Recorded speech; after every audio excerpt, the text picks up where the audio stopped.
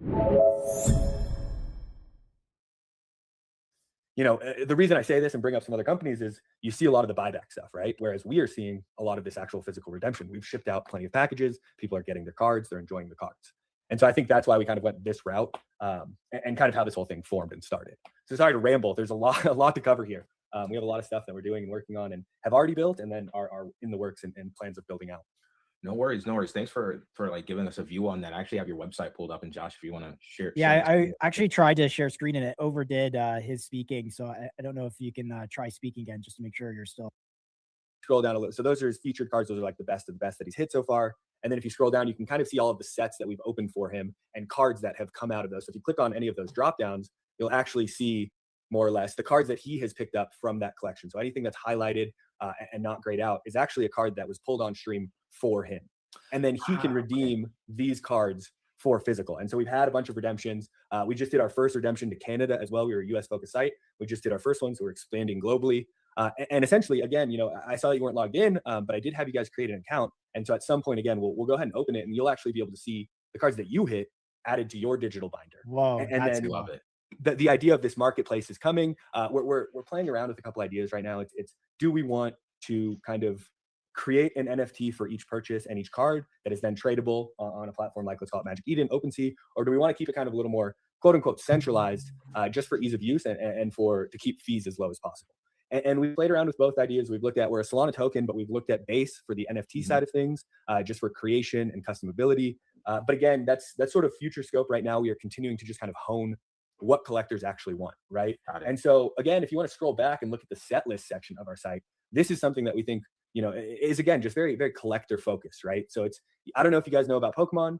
To find the newest set, it's very difficult, kind of to find and see a collection live and figure out, hey, what do I want to start collecting for someone who's brand new, right? So if you go ahead and can you break into the current Pokemon scene? Obviously, I'm a millennial. I grew up in first generation Pokemon when it came to North America, but what does it look like today? And are those cards valuable? Like, are people going into their closet and like, oh, I got valuable cards? Like, absolutely. Slow down. Yeah, Jeff can talk on this a ton. He's our go-to man here.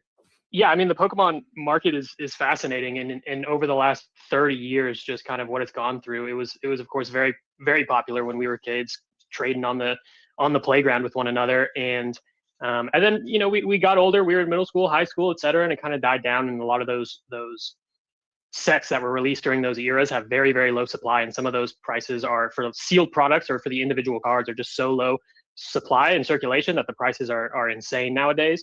And ever since then, it kind of started picking up a little bit more steam into the late 2010s. And then during COVID was when, of course, it really started popping off kind of alongside the NFT markets and that whole collectibles craze, as well as sports cards and things like that. Pokemon cards especially really just took off and went crazy. It was sold out. Couldn't find it anywhere. Scalpers were having a blast as well, just flipping cards. And yeah, I mean, and then so since then, and that was when that's when you saw Logan Paul and other influencers just really hype things up. Like he bought the Illustrator Pikachu for $4 or $5 million in a PSA 10. He is now selling that, and there's probably market predictions of whether it's going to reach 17 million or not, but it's already higher than his original buy price. And that was back in 2020, and it really kicked off even more hype with the Pokemon scene. That was when everyone was trying to go and find all their binders or old collections from their parents' basements or attics or wherever, and hoping to get things graded. And some people were truly coming up on a substantial amount of money, life-changing amount of money, some people would say. And COVID kind of died down. People were going outside again, not really getting into the whole collectibles scene. Pokemon died down. It was essentially the kind of bull and bear phases that you would see in crypto or in traditional markets, whatever. It's very similar to that. And a lot of individual cards, single cards, for example, were the ones that usually went down during the bear market, whereas kind of the sealed stuff, the out of print stuff, because it is by its very nature, if it's discontinued, it's depreciative as people open it. So those normally kind of hold value. The sealed booster boxes, the ETBs, et cetera, those things kind of maintain their value. They're a little bit of a quote unquote safer play if you feel like expanding your investments into sealed cardboard. But and then in the beginning of 2025, with the release of TCG Pocket, the phone game where you're ripping packs virtually, and also with some really hype just sets like evolution sets with Eevee and all those Umbreon, etc.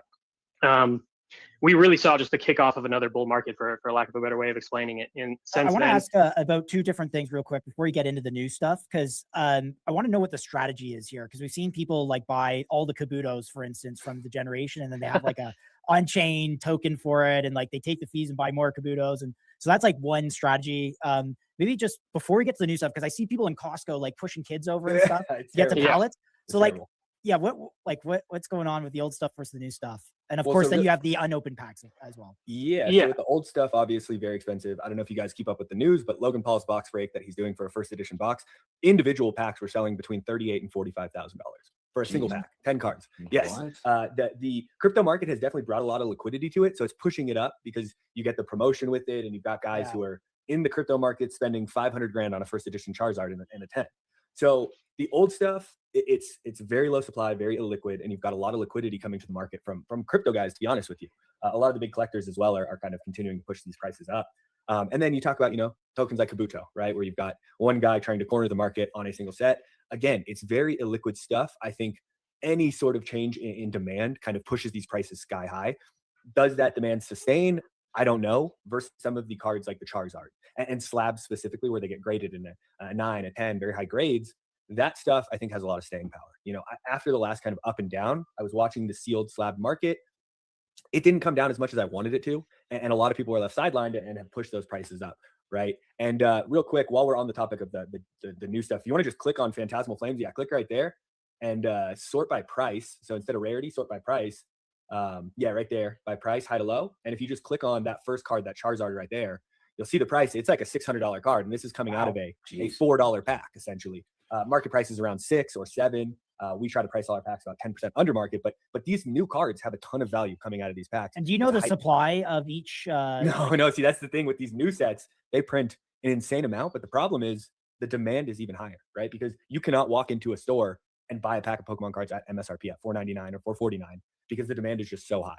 But they do say, with something like that, a card like that, 1 in 400 cards gets you an SIR. There are multiple SIRs in the set, so it's something like 1 in 1,500 packs or something like that. You'll hit a gold card or the SIR that you want. And so you think about the number of packs that are printed. It's impossible. They do not release numbers on it. The Pokemon company keeps it all kind of under wraps. They print to what they believe demand is, but time and time again, demand has outweighed supply. They're actually opening up a new manufacturing center in the States this year into next year, to try to keep up with the demand. And something maybe a lot of people don't know, but Pokemon is the largest selling IP in the entire world. It beats out Disney. It beats out Star Wars. It beats out all of these different massive IPs that you're thinking of. And the demand is just so insane that you're seeing prices like this. This is, again, coming out of a $4 pack. You can hit a card that's worth 600, 500, 400 bucks. And then the further back you go, the chase cards from those older sets, now that they're out of print, demand continues to kind of flow, and they kind of just slowly make their ways into collectors' collections. And you see stuff like a PSA 10 Charizard from base set, the first edition, going for $550,000 was the last sale. They're thinking the next sale, the Logan Paul sale with that big lot and that big auction, is going to go for like 700 grand. It's almost $1 million card. It's crazy. Just putting it in crypto terms, like, explain to me like I'm a crypto trader type of thing. So the way I'm looking at it is, this is like crypto from back in 2017. Like, you don't have a ton of altcoins. There's not like hundreds of thousands or millions of tokens. There's a very finite, small supply, not finite, but there's a small supply of tokens, but there's this large demand coming to all of these collectibles. And Pokemon, it's starting there, but what does the future of look like? Is it kind of Pokemon centric, or is it kind of expanding to other collections? There are other Yeah. TCGs. Jeff, you can talk on this one. You know about the other. Yeah, sure. I mean, so yeah, it's kind of like if Pokemon's Bitcoin, you'll see other, which one's going to be the Ethereum, which one's going to be the Litecoin, what other TCGs are going to take those spots as almost tested over time and proven themselves. And it's really interesting. There have been many that have come and gone. One Piece is a really big one right now. They've only been around for around 5 years, but they've continued to gain popularity, and they've continued to, like, their base set booster box is around 7 or 8 grand right now, sealed, which is pretty impressive for only being around 5 years old. But apparently, it's a great game. There's Magic the Gathering is also has some collector stuff, but they're more of a player's game rather than a collector's game. And they're But to cut you off there, yeah. a CGC 10 Black Lotus from the very first set of Magic the Gathering, it's an older TCG than Pokemon is, sold for $3 million not too long ago. So like, if you want to call it like the single card, and I wish Not So Fast was on to talk about this. He actually drilled a hole in a Black Lotus like 3 years ago or something like that. Tokenized the whole thing. Like it was a big thing. So like he's been playing around with this tokenization of cards and sets and stuff like that for a while now. So if you really want to call a single card, you know, the Bitcoin, it is the PSA 10 Black Lotus or the Black Lotus. Wow. In terms So of we have Go ahead, 15 minutes left. I know you guys can go so deep on the cards. I would love to rip a pack, do a live demo, and then we'd love to Yes. talk more about the business and your model and the token, et cetera. So Of course. Absolutely. Sorry to drive in on it. So are you logged into your? I saw am. up top. Okay, so you are now logged in, right? So if you go up really quick to your collection Okay. before we jump over to me, maybe you can share screen it, but you should not have anything in your collection yet. yeah, here, I'll quickly share screen just so for posterity purposes, so everyone can see on stream exactly how this works. So here we go. This is my account. As you can see, no cards yet. My collection would be here, right? Exactly. No cards Okay. yet, but you do have this pack here. This will be your pack. And so Okay, I'll give you a quick- I'm fired up, bro. I'm actually so Yeah. excited about There this. are some, while I'm doing this, if you actually went over, you don't have to screen share, but if you went over to your to the Mega Evolution set, so we were looking at Phantasmal. Mega's the set before it, right? So you start with a code card, and this actually gets you a digital pack through Pokemon, but no Okay. physical backed with it, right? So you've got 7 cards to start. So you've got your Grivard, your Sandshrew, your Spearow, Sandshrew, your shout out Magneton. you. Magneton, Yeah. let's go, baby. You got your Powerade and your Tangrowth, your Grumpig, and here's your reverse. So your first reverse, nothing special, right? This next slot, there's a chance at an IR or an SIR, which are these higher end fun cards, full art more or less. So we'll see if you got anything here. So no, a second reverse, and then you've got a double rare or an ultra rare that you can hit in the back. So we've got a double rare. I don't know if you can see that down in the bottom, Okay. but you do Okay. have a double rare here. You've got the Mega Mawile. So this Oh, wow. is I'd call it the like lowest end in terms of like the big hits that you're trying to get. So you've got your double rares, then your IRs, which are usually more expensive but less rare than your ultras, and then you've got something like an SIR. So if you see here, this got pulled on stream yesterday from a 151 pack. Here's a Charizard. Wow. This thing's worth like $250 or something like that. Down in the bottom, you can see these 2 stars. Those are the SIRs, and those come out of 1 in 80 packs or something like that. So Jeff, again, here how it goes on stream, and we'll run through one more pack for you so you can see like 2 packs getting added. But essentially on stream while we're doing this, the 2 reverses are called out in real time. So we've got number 27 and 7 as our reverses. And then the hit is also called out in real time. This is number 94. So each of these cards has a number associated with the set, right? And so those ones specifically get called out. We have been working on some voice and audio and video recognition, and our scanner is being set up at the moment so that we can scan all of the bulk cards, which are then added within 24 hours. Dude, So- that so was sick. And Yeah, you so I had don't know this if you want- order too, right? Like you knew exactly where the cards were in the set. They are all ordered like that. Yeah, so with these newer sets, the older sets, you go back one generation. If you were to look at like this pack right here, Battle Styles, it's a little bit different. And we can just rip one of these right now if you want and show you kind of the difference in sets. And I'm we'll give you loving this one. Yeah, you'll get this one as well. There's some big hits in here. There's some very expensive cards in here. So with this one, a little different. You want to see the code card the other way. And then what you're going to do actually is do a little pack trick where 4 cards get moved to the front. You've got your energy to start. And then you've got, again, 8 cards this time, 1 reverse and then 1 rare. So we'll go ahead and rip through these. We've got Phoebe and Mindfu, Bellsprout, Bellsprout, Yamper. yeah. Let's You got some Bellsprout and a Yamper, Corphish, and here's your reverse, right? So you've got your reverse. This is Battle Styles, Jeff, number 4. And then you could potentially, okay, you got a hit in the back. So 2 hits for you. This is unprecedented stuff here. You've got a Victini Oh. V. Wow. Big Victini V here. So again, Vs aren't crazy expensive. This is number 21. And Let's go. that Cacnea as well. So again, you've got your hits that kind of get added in real time to our site. And that is through our like voice and video recognition. And then you've got your bulk, which is kind of those cheaper cards that get added within 24 hours. So Jeff, I don't know if it all got picked up. Yeah, and those yeah. got So you added. should be able to see that if you refresh your collection now. Yeah, so if you screen share and refresh, you actually should see those. And I don't know if you want to screen share really quick Yeah, so we can kind I'm of gonna look do at it. I'm these. gonna do it. All right. Sorry, give me a second. I gotta reshare. No, you're totally fine. This is Dude, so exciting. that's So so how good. are you like? Are you scanning them? Like, how does it know in So- real time? Yeah. So the voice and the video recognition is really good for the hits and the reverses. So look, you can see you have 3 cards and 2 cards added. Go ahead and Dude, select This all. is so cool. So up okay. top, select Like all. all, yeah. Yeah, no, and then it'll just show just Holy. the cards you have so far, right? And you can sort by price. So if you sort by price, that Mega Mawile and the Victini will be kind of coming up to the front there. And you can see, and one thing we are building is you'll be able to click and just see the price of those cards. I think down in the bottom, you might be able to now. Okay, no, so our prices update once a day with the market. So tomorrow, if you were to go check your collection, it'll show you what the price of those cards are in real time. And you'll have You'll a also have portfolio.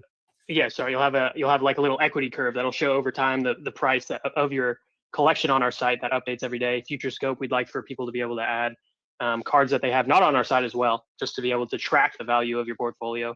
But we think it's pretty cool. I mean, the main goal with this was to try and create something for collectors from a collector's point of view and address the things that people might not be so stoked on with traditional rip and ship, the higher prices, etc. But the fact that the thing they love about it is the community, being able to rip with people, with their friends, and be able to share it kind of with their family, and being able to rip a bunch of cards. And we always try and price below market price. We use the creator rewards from our token to help bring down our costs on the pack, so we can make people not have to pay normal rip and ship pricing. They get as close to MSRP as possible for the modern sets that are out now.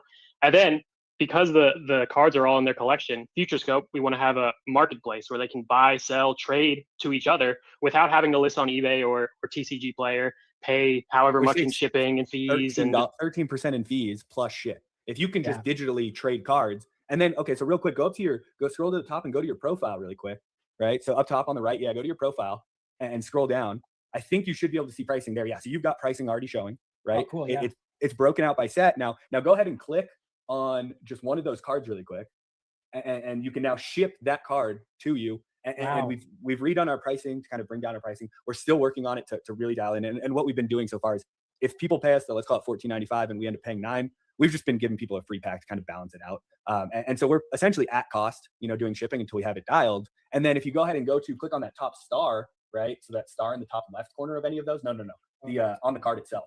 Yeah. So you see those cards, that would put that in your featured section. So again, when we looked at the leaderboard, and those are people who have ripped, a couple hundred packs, that featured section is where you can show off your kind of best and brightest cards. So now if you were to have your profile public, people would see that Victini and they'd see the Mawile there, and that's kind of your featured section. So you can go browse other people's collections, and this is kind of getting ready for that idea of like a marketplace where, oh, okay, he's got some cards that I need. I've got some cards he needs. Let's maybe work a trade. Yeah. Let's buy his cards, that sort of thing. All right. I got to ask, I got a couple of questions here. So just to confirm, and then we want to talk about the business. So you have some sort of scanning technology that's watching this stream saying, okay, Josh got those cards, put them in their wallet, or are you scanning them on the side? Is there like a machine or something? How do they get into my wallet so fast? Yes. So we do have a scanner for the bulk, because it's hard to go through all of those and get those right because there's so many of them. So that's why we say, okay, within 24 hours, your bulk. So again, if you're looking at your digital binder right now, your Tangrowth, your Reboot, those are your reverse hauls. I don't know if you can see them shine. Yep. Those have already been added. This is the stuff that has not yet been added, right? So this is what we call bulk. It's very cheap.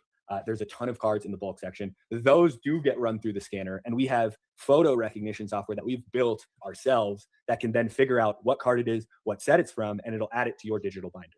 Okay. For the hits, we've got dictation, so audio, and we know, hey, we're ripping Mega Evolutions right now. So we're trying to get all of it running very smoothly, where video, dictation, and on stream, we have to then pick the set. So that's why Jeff's here, is he has to say, hey, well, this is the set we're ripping. Because the video and the audio is a little bit tougher, but it does and is able to pick up essentially these, right?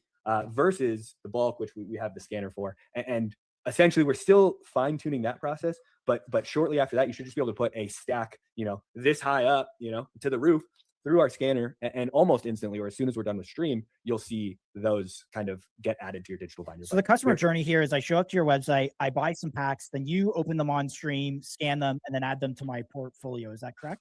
That is correct for now. And then if you want to redeem any of those, then you can pull them. We'll ship them to you. Again, you want that Victini, and you want to spend it because $5.99 is expensive for a single card. And that's why we haven't done it this way, where like the traditional rip and ship guys, this would cost you another $5. This card's worth, what does it say, $1 or whatever? This card's worth $1 as well. It's not worth $5 to send these cards to you. But when you hit something like this $200 Charizard after ripping 30 packs, then it is worth it. So we've allowed you to kind of bank your cards. Future scope for this is we're going to offer sealed. So we just got some Japanese, and again, if you go to the collections page, you can see we now offer Japanese. You can browse Japanese cards as well in that set list. Just looking at that, that's so cool. Yeah. So again, we don't have any of the Japanese in stock, but if you toggle to the Japanese up top real quick, like right there, right there. We got Japanese sets as well. So you can go look at those. Click on any of those. It'll take you to the specific set. You can sort by rarity. You can sort by price. And to add to that, as part of the consumer experience, this is something that I'm very passionate about, is building out this side of our site, because as a collector myself, researching cool cards and trying to find new cool cards that I want in my collection and their pricing and stuff like that, I'm always having to bounce between like 3 or 4 different sites. Nothing has all the info in one place. But how clear the picture is, the way our devs built it out, he absolutely crushed it. And I find myself using our own site to do my research more often than not. And so Future Scope, we really just want to also make our site kind of the place to be, the one-stop shop that has all the info you need. How much does a PSA 10 cost? What's the population? Who's the illustrator? Do you want to look at the other cards by that illustrator, et cetera, and really just make it efficient for any collector. They look up to some twit instead of looking up to Thomas Jefferson or looking up to Nikola Tesla or looking up to Magellan. I mean, kids, Magellan's a lot cooler than Justin Bieber. He circumnavigated with one ship the entire planet. He was killed by wild natives before they got back to Portugal. And when they got back, there was only...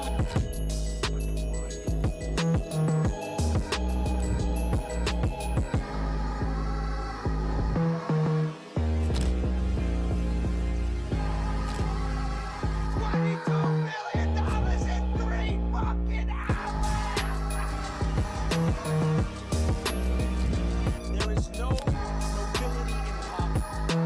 I've been a rich man and I have been a poor man. The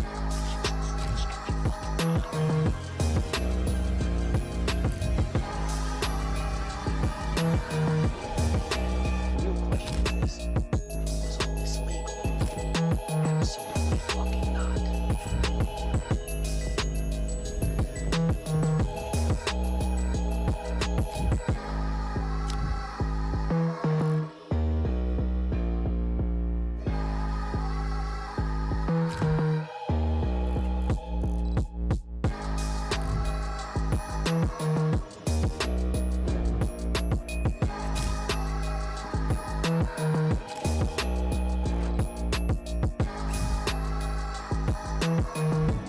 He would neither go towards the feeding grounds in the edge of the ice, nor return to the colony. Shortly afterwards, we saw him heading straight towards the mountains, some 70 kilometers away. Dr. Ainley explained that even if he caught him and brought him back to the colony, he would immediately head right back for the mountains. But why? Away. You guys want a drink? I don't understand why you guys are so judgmental. I understand why mom's judgmental. I think it's because she cares partially. I think it's also partially because everyone else is looking at it like, hey, Cody's just a bum. Cody's this, Cody's that, Cody's this. Cody's easy, bro. Let me be me.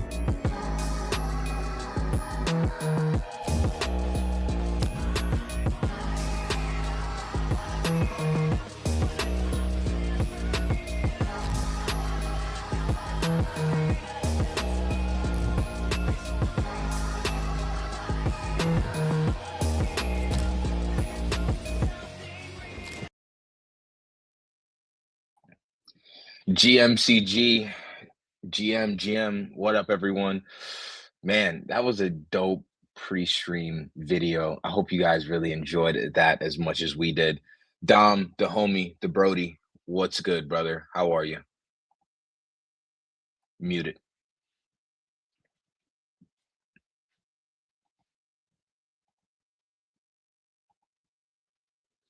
Still muted, brother. Jeez Louise, bro. I'm feeling good, bro. That's insane, dude. That's insane, bro. I'm buzzing though. Glad to be on here with you for a fine Thursday. Dude, I'm seeing the market just nuke all around us. The walls are coming down. I don't know what's going on. Hype is holding up pretty nice. Some stuff is bouncing. GSD is bouncing, which you're probably happy about. I don't know, Chill. How are you Man, doing? I'm good. I'm good. You know what? This video here, if you can share my screen, this video shares exactly how I feel right now. I got you, bro.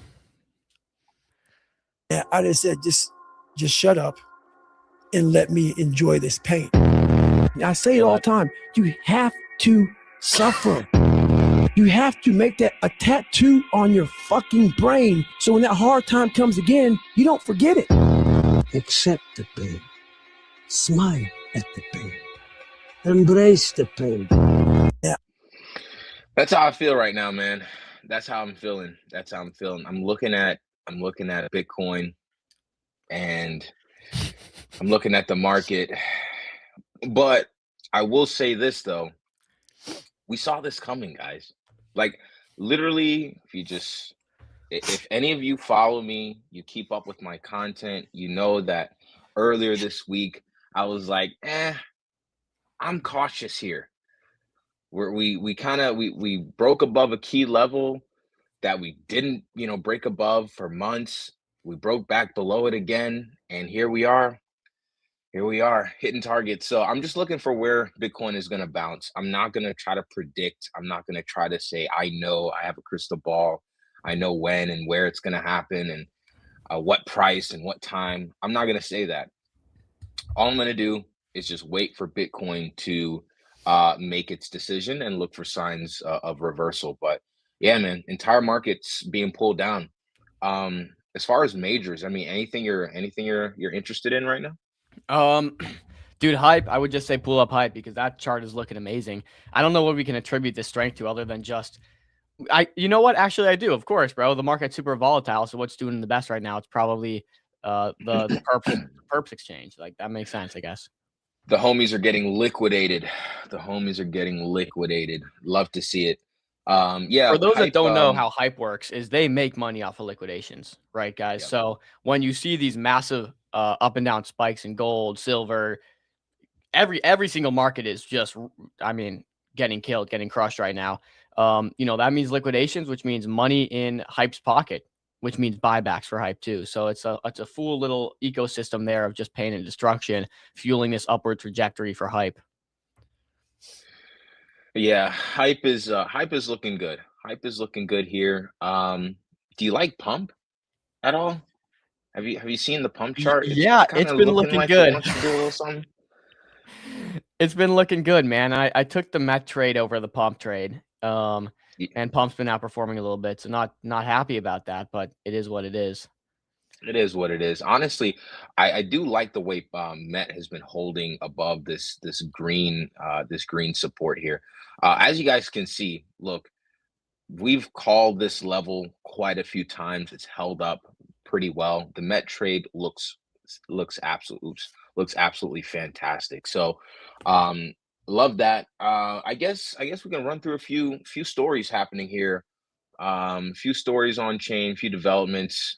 And as chill. The market absolutely nukes. What's up, brother? This up, dude, or is Ethereum slowly making a comeback? Because I'm seeing some stuff launch on there. Auto AI launched like today or yesterday. I'm seeing it go around. If you want to pull that up. Wait a second. Is Ethereum on chain? Huh? ETH on chain is making a comeback? Yeah, dude. Yeah. What? Hold on. This is news to me. All right, let's look at some charts. And we even have our report on what's hot in the market that we published too. Even has a few that we mentioned. I'm not sure. We'll pull it up later. But here, let me send a CA in private because this is like.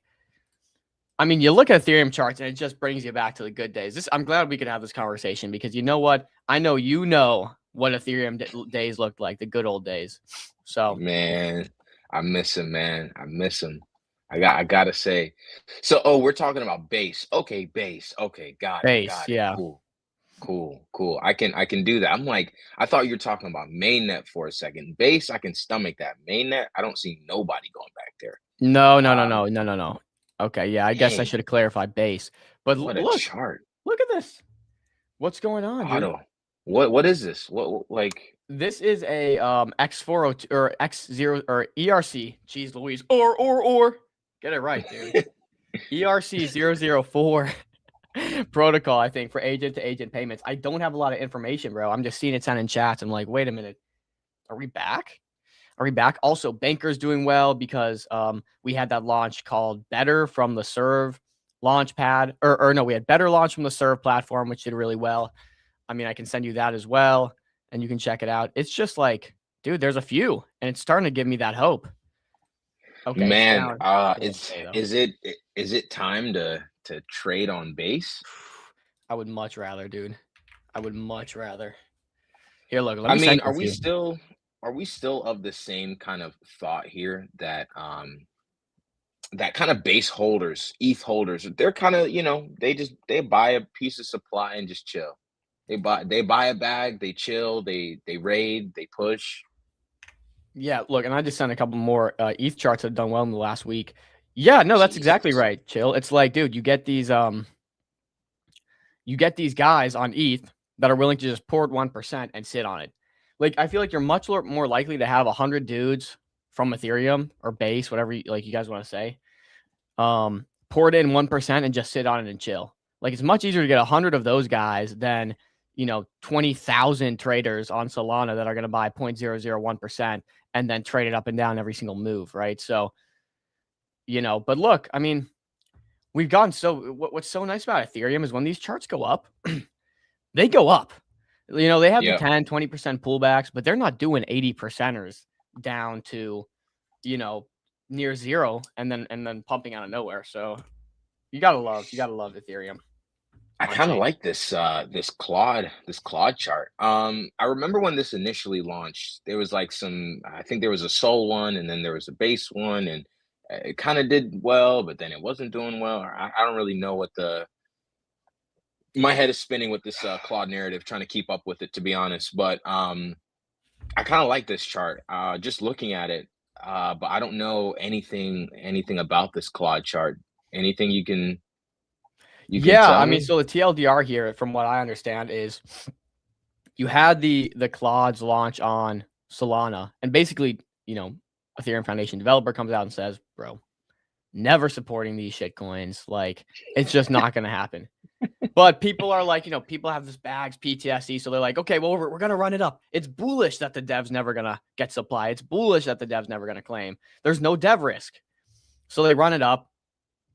And then I guess because of copyright infringement or whatever, that's my best guess. He had to change the name from ClaudeBot to MaltBot. Malt, as in like malt liquor, as in like, or I guess, like malt shakes or whatever. I don't know. Nonetheless, he had to change the name to MaltBot, which is a terrible name. And so the Claude on Solana crashed, and then he endorsed this to some capacity. He endorsed this. And people were like, all right, cool. Goodness. We have innovation again. We have new developers. And, ETH devs are back, ETH Foundation team. And so it's just kind of got picked up. So that's how I'm understanding it. Wow. Well, boys, I guess I might have to start looking at Base a little bit here, for some trades, because, while we have, innovation and devs on Base, as they're claiming, on Solana, we have Buttcoin. Buttcoin. You know what? maybe we ought to look. Maybe we ought to look at. At Base. Nah, but in all seriousness, I like the Buttcoin. Love the meme. Love the meme. Love the community over there. No shade to you guys. Get No me a shade at close all. up of that banner, please. Oh God. So Yeah. okay, explain this here. Where does the creativity come? I feel like we've seen Buttcoin Okay. done a million Okay. times. We've seen Boobcoin, Buttcoin. So You know, here's the Shitcoin. here's the kicker. Here's the kicker with Buttcoin. With this particular Buttcoin, I guess Bitcoin was supposed to be named Buttcoin. It has this this super deep lore going all the way back to like Bitcoin OGs. And so basically, Buttcoin, kind of is now this new age meme coin that's launched, and it's honestly has like a crazy community around it. But that's kind of this deeper lore that it has behind it. I know there's probably some article out there that's written, or some thread that's like much better, has a much better explanation than I have. But essentially, that's what it is. It's a meme coin based on the original name of Bitcoin that goes all the way back to like 2011 or 2009 or whatever. And I guess now do we Yeah. think, let's just play the scenario through our heads here. Satoshi comes out, instead of Bitcoin, it's Buttcoin. The Buttcoin white paper drops. Everyone's like, oh my gosh, this is revolutionary. Do we think Bitcoin would have had the same level of adoption as it's had today if the name was instead Buttcoin? I guess not. I guess not. So here's a piece of it. Here's a piece of it. So the original creator of the meme 15 years ago kind of like approved of this particular coin. So I guess that's another kind of, again, addition to the lore. He was the founder of buttcoin.org. And then I guess he's confirmed this on Reddit that, hey, my name is Barry Honors, and I'm I endorse this coin, this meme coin on Pump Fund. So basically it's rooted deep in lore, and it's actually sort of approved or endorsed, if you will, by the original creator of the meme. So Ladies and gentlemen, I guess you have finance. that. Tell me about it. Tell me There you about go. it. Have you heard anything about CZ? Have you seen CZ on your I know timeline? you've been on the CZ smear campaign. Can we pause the CZ smear before we do this? Just say what's up to some of the guys in the chat, man. the homies. Jim Cat, GM, Vax, GM, Good night, Vax. What the frick? Autocorrect. Sorry about that, buddy. Good morning, GM, King's Mentality, bro. Our guys, love to see you there, and Andrew as well. Love you, brother. Shout out King's Mentality, man. Dude, you're on these streams, every single streams with the greetings, boys. Like I look forward to that when I when we like power up the stream, we push live. Like I just wait a couple minutes, and I know at some point in the chat there's gonna be greetings, boys, by the homie on YouTube. Yesterday, bro, we got him on Twitch. We actually got him on Twitch from a new handle, so that was interesting. But yeah, I gotta say, bro, we gotta give the shout out to Kings here because we got our consistent guys that come on. We got Ave, we got Kings, so on and so forth. Kings, though, he's always on at the start of the stream. Top Fumbler, some of the other guys, they pop on, about halfway through. Kings, he's rocking away for 4 hours, dude. 4 hours with us. He's pushing. Yo, we appreciate you rocking with us, bro, for real. Sure. It literally, it means a lot. You've been holding down the fort on YouTube, since the beginning. I remember when we first launched YouTube, you're like, yeah, I'm jumping over there. I remember when you first hopped over to YouTube. But yeah. But let's do the smear campaign. So look, here's before I even start, this is just me from a journalistic perspective. From a journalistic perspective, just kind of documenting this. That's it. You guys are gonna understand with me, unless it has to do with a trade or a chart, I don't give a dang. Like I really don't care. A lot of people, they really love the sort of like entertainment aspect of the crypto market where there's always like, oh man, like someone is always doing this or I don't really care about that stuff. But that's why you got Thread Guy. I like to take a note of it. Yeah, I like to take a note of it. So I guess basically there's this story going around with CZ, basically like saying like, CZ's a scammer, like he's like the biggest scammer ever. Do I believe that? I don't think so. I like to give people the benefit of the doubt. I think CZ's done a lot for the space over his time here, but basically a lot of people are blaming the 1010 liquidations on CZ, basically saying that CZ has used, his influence at Binance to basically cause the liquidation event on 1010 in order to try to kill hype to make room for his privacy DEX Aster. Oh, so dude, we know he was trying to kill hype, bro. I feel like CZ's the king of trying to kill other exchanges. What was it? I feel like 2022 SBF and FTX. That's the other thing that was mentioned in this article was that CZ, he basically crashed the entire market in 2022 just to take down FTX. So yeah, honestly though, hey, I can't lie, ruthless. Number one, ruthless, but also, hey, dude, look, he's coming for next. Billionaire by being like a pushover. That's for sure. He's coming for next, bro. Yeah, he's not playing no games. I got a question for you, bro. And the last thing on the CZ thing. Bro. So basically, people are also kind of saying that, this trend of anything listed on Binance, this is the median performance of anything listed on futures Binance and the number of days after listing and their performance. And so far, everything has been minus 80% on average after Well, and being let's listed on Binance futures. overlap this with CZ's net worth over time. So we see this is this is the chart for listed projects on Binance. And then this is the chart for CZ's pockets. How does that work, Chill? Because he's worth nearly $100 billion.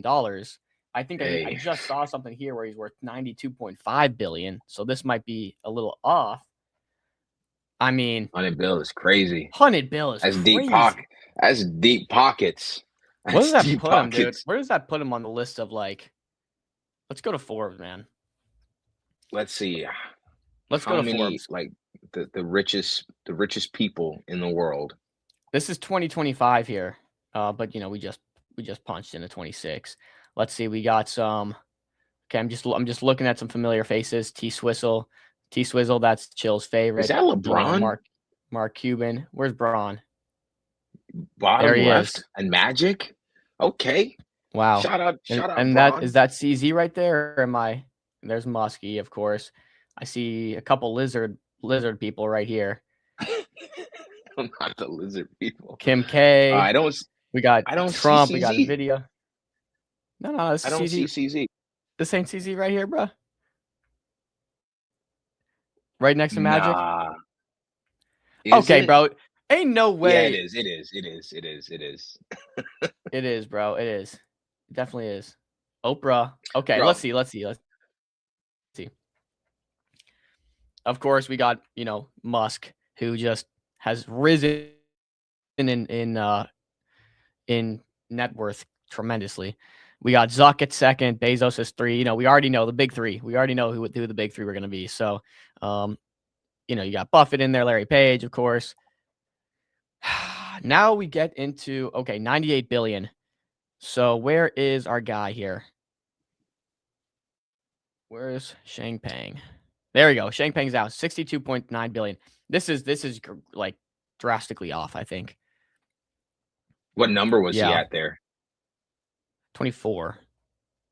20. 24. Okay, top 25. Let's see. Top 25 for bro. CZ. Game We got is game. LeBron Yeah, on shout there. out I do DeFi not FOMO believe in chat. LeBron. I don't believe LeBron is on this list, right? Is LeBron worth? I mean, no, he's nowhere near these numbers, right? I don't think so. I think he might be inching towards billionaire, but I don't think he's billionaire. Maybe they're status. just doing culturally relevant because I see T Swizzle on here too, and I see Rihanna. So, they're just throwing in whoever, bro. Forbes.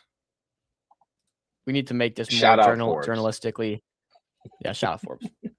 And my PC completely froze. I'm out of commish for now. You're chilling. You're chilling. Can you put my screen back up? Yeah, you're good. And Yo, by the shout way, out Chill, DeFi do you FOMO. control to put your own screen back up or no? Just so I know. Like, am Nah, I you're always not. okay? Got Yeah, you. You are the guy. You are the gatekeeper, if you will. Good. He good, killed good. FTX. Don't come at CZ and miss. Yo, for real. Don't come at him and miss. That was a 1v1. That was a 1v1 though. Like, Dude, this SBF is had his chance. CZ to me, bro. I look at this guy and I just see El Chapo. It's like, he tried his best. He went to jail, right? El Chapo tried to be the president of Colombia for a little while. He was in there. He got the boot. CZ went to jail, and then he was like, forget all this, bro. Boom. Blows up a plane. Boom. Sends like tanks into the capital of whatever, dude. This is how CZ is, bro. The guy's ruthless. He came for FTX. He took it out. Nah, game is game, bro. So you know what? Yeah. I don't have game is time game. for all this smear campaign Chill's doing. Now, I will say right now, if this 10-10 situation was CZ, bro, That's tough. me and my homies all hate But CZ. that's why I was like, wow, like that's an interesting take on 1010 because Binance order books was the source of 1010 essentially. Oh, So dude, it would be you no know, surprise. yeah, literally, What's the literally. timeline there, dude? How long has CZ been out? How long have you Out been of a free prison, man? dude. Let me Because look. we gotta see how Let's long. Google And this. maybe he was plotting. Maybe he was plotting in prison. Because you know what happens, guys. These blue collar crimes, they put you up in a nice plushy little prison. CZ was probably kicking it. He was probably kicking it with SBF himself. To be honest with you, they probably made amends in that prison. All right, let me put it up. Let me get a fresh Bitcoin chart up real quick. Get a fresh Bitcoin chart up. Let's look at the 3-day real quick. And let me delete all this. I'll delete all this. Remove the drawings. All right. CZ was released from prison September 27th, 2024. September 27th. Are you gonna pull up a Bitcoin 2024. chart to like correlate this here? Or? Yeah. I'm just curious. Okay, here it is. September 27th, 2024. Okay. All right, cool. Roughly there. Roughly there. Last leg, if you will, of the bull. You know what? Give him Kinda, some respect. sorta. He squeezed out two legs. Nah, but we got to put respect on CZ's name. You want to know why? B&B season. That was the only time I saw that, like, you know, a ton of traders made a ton of money For a week. in like such a short period of time. But we're coming up on 7 minutes to the segment. Real quick, before I want to get to this conversation. I really want to address this. Have you seen On-Chain Copper? I have seen you bull posting. I've seen a lot of people bull posting it, but I have not taken the time to look because I know I have zero chance I'm gonna buy it. But please enlighten me. So what is your like? All right, so let me give you guys some context here. Let me pull up this tweet. This tweet I tweeted out. It was like earlier today at some point, and I said copper, but it's on chain and has limited supply. And so our homie here, Donna XBT, says this is why nobody takes this industry so seriously anymore. You know, we're out here trading like we're calling meme coins copper, etc., etc. What do you think about this, Dom? Like, not even on the chart, not even if to buy it or not, just generally speaking on this take of, oh man, like copper is on chain, like that means, you know, our industry isn't serious anymore. What like? Let me. I guess. Wait, Copper Inu though. We're not talking about actual copper derivatives on chain. We're talking about no, copper Inu for sure. Yeah, it's a joke. Exactly, right? It's a joke. It's not serious. And so my response to this tweet was, it's like, oh man, like our industry isn't serious anymore. I'm like, dude, like the same industry that was selling NFT rocks for millions in 2021, the same industry that imploded and collapsed and collapsed the biggest exchange in 2022. And if that was CZ, game is game, I guess. You know, we saw like the VC scams, the Anon devs that came out on ETH. Then we had meme coins in 2024, like the cat pops and the dog with hat. And then in 2025, one of the largest companies in crypto got hit with a RICO case. Like, tell me when have we been, like, when was the last time we've been for real serious? 2017, like 10 years ago? Like when people were actually cared about innovation and stuff. Like, I would even say 2020. We had some attempts there. We had some valid attempts. I give y'all credit. But been it's 5 like years. our industry has been jokes for a long time. Like, you know, at least for the last 5 years, at least for the last half decade. You know, we was pumping Ponzi's in 2021 when I came around. You know, like what are we doing? But just to real quick cover my take here on Copper Inu, because I mentioned in a comment earlier this morning that I would. As you guys can see, this green box here was from earlier this week on stream. I basically told you guys that I'd be interested in Copper Inu, not here at the top when it's searching for sellers, but when it's actually searching for buyers on a downtrend. And I drew out this box, and I haven't touched it since the stream. So let's just drag this over, and as you can see, bada bing, bada boom, the box hit. So box hit here. I think I like this level. It's around like a golden pocket level as well. If you were to like hit it on the fib, as you can see, we're at the point 618 roughly on this move. So nice little area, golden pocket area for an entry. I actually don't mind the meme. I think it's a joke. I think it's people like, they say, oh man, him, the KOL, like, anything he's involved in. Look, I don't pay attention to that stuff. I look at charts, I look at jokes, I look at mindshare. I see this getting a lot of hate. And so, you buy the FUD, I guess. The line of the day. I look at charts, I look at jokes. There we go. I look at charts, I look at jokes, and I see the patterns. Like that's all memes are, guys. Like memes, especially when Popcat and Whiff and all that stuff was like fresh. People are just joking around, man. People are just like having fun on chain. It's like bring those days back. Like, don't sit from your, ivory tower talking about, oh my God, our industry isn't serious anymore. Like it hasn't been serious in a while. It'll get there. Just give it time. And in the meantime, we'll have fun. You know what I'm saying? You're not having fun yet, Chill? You're not having fun? I enjoy this. Play the David Goggins clip. Yo, we love the pain, bro. We love the pain. We love the pain. Just let me enjoy the pain. Or we can even take this approach here. Can I jump in on this note real quick though? I don't think people understand the absolute craziness and mania in the markets right now. And it's like very hard to fathom. Gold is worth a lot more than Bitcoin. When it moves 5% up and down, that means it is adding or taking away the entire market cap of Bitcoin. So if this move that happened on gold right here happened on Bitcoin, Bitcoin would be worth $0. $0. Which is nuts. Abe said, can you talk about metals? I'm scared. Look, this is about to be a metals conversation here.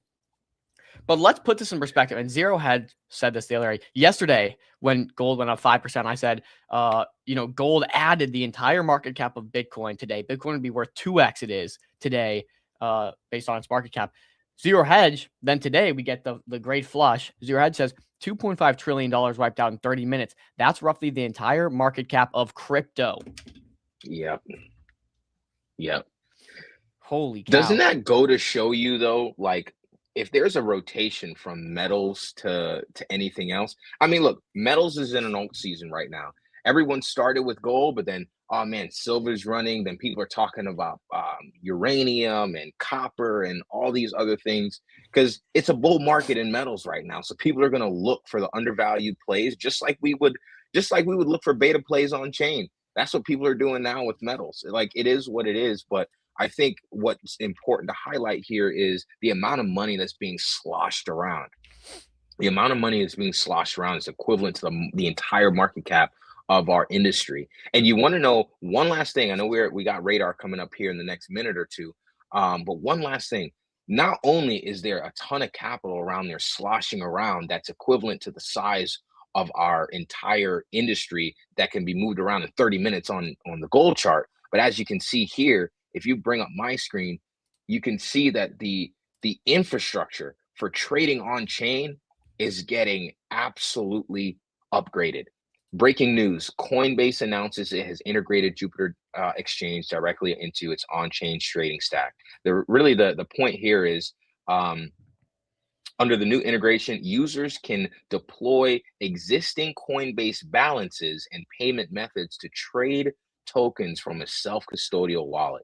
Even centralized exchanges are moving on chain. So to just wrap up, like just to kind of put a bow on what Dom was saying, there's so much money out there that could potentially rotate into crypto. What's really important though is the infrastructure that would allow for that rotation to take place and for these charts to snap up once again. And stuff like this, seeing that centralized exchanges are now not going to shoot for listings on their exchange, but really are just going to enable on-chain trading, by means of some sort of integration. So we saw this happening with Coinbase, and I wanted to cover this breaking news, but I think that would lead to a nice little again, bull market in crypto if prices start to recover and people can easily access these on-chain assets. Yeah, dude. I think it's nuts. Like it really is nuts taking a step back and sitting in our thoughts here and fathoming how much money is, like you said, getting sloshed around in these markets. It doesn't take much. Dude, we are literally seeing Bitcoin and silver or gold and silver. I wish Bitcoin put in 2 to 5% candles back to back to back to back all day, all week, all month. Hundreds of percentages in the last year. Dude, if we gotta and maybe this is just me spewing hopium. I don't know, dude. At this point, I don't know. But maybe if we just got a little tiny fraction of that, dude, Yeah, we'd be rich. I think Ave makes a good point though. Like metals are trading like, like is something broken? Is something about to happen? Absolutely, people are flying to safety. But I think we talked about this on Tuesday, Ave. The world, the chessboard that is the world is kind of being shuffled around, and everyone's taking claim to what they think is theirs. In addition to some other things happening because of AI and other innovations happening. So yeah, I mean, look, a lot of things are happening. We'll endure this price action here, but I'm still bullish 2026 overall. I think Bitcoin just kind of has to find its bottom zone, and then it can bounce from there. Outside of that, though, what do we have? Do we have the radar team here? So here's what I'm online? thinking with Radar. Radar is based out of Australia, if I remember correctly. So it's like really early for them. I'm not gonna lie, it might have been a sleep through the alarm type of day here. Type of That situation. might. So let's just keep ripping. And Dude, I can riff through. I can riff got a through lot. some stuff. All right. we got a Well, lot. Wait. So, well, but to guys, answer this question, is yeah. it hopium then? Is it hopium? And because I think Abe did say something like, "Is something broken with metals?" This is crazy. Like, these sort of moves are unprecedented. No one has ever seen something like this before, ever. This is the first time in history. Is something broken with metals, and is it hopium that I think maybe there's a chance where we rotate to the world that we talked about a couple streams ago, where people realize that their dollar is valueless and they rotate into precious metals, and then Bitcoin's like the natural bartering currency of the future. Is it hopium to think that we get that kind of rotation? Is something broken with metals? I don't think it's hopium. But like I said, like it's a bull market in metals. People are going to flock to what is going up. But in addition to that, what could happen potentially is, again, people are started with gold. They went down to silver. They're not chasing copper and uranium and platinum and all these other metals because there's a bull market in metals right now. When will they eventually come for the digital gold, right? Like, at what point will every chart or every metal has pumped, and then they just go for the most riskiest thing out there, which is digital gold? And I think that's what happens. That's what happens in bull markets. It starts with the bigger assets. Like, let's look at crypto, for example. It starts with Bitcoin. Then it goes down to Ethereum, and then the majors, and then on chain, and then we start pumping NFT rocks to like millions of dollars worth of value. So I think this is what's going to happen is, this bull market will play out in metals, but then people will search for gains elsewhere, and that money could slosh around, and this risky asset that is digital gold, could end up catching a bid. Here's the issue, though, and I want to pull up Tether's gold reserves because Tether holds a ton of gold. And the issue right now with gold is, okay, well, we're buying all this gold, and gold's at, $5,200 an ounce. Silver's at 113. Again, I can't keep up. It's going up and down so fast. But the issue is, okay, who cares how many dollars gold is per ounce? Look, perfect, chill. Because again, no one's dollars are valuable at all in any sense. The US dollar, we see the DXY is dropping tremendously fast. All the other currencies are valueless basically in the world. So what are we doing? We're exchanging valueless currency to get as much of this finite, fixed supply asset as we can. And that's what you're seeing. I think part of the rise is like partially people understand, okay, wait a minute. We can just print all the money in the world. We can just print and buy something that actually has value in exchange for our valueless printable dollars, right? And so again, like it's a case for Bitcoin.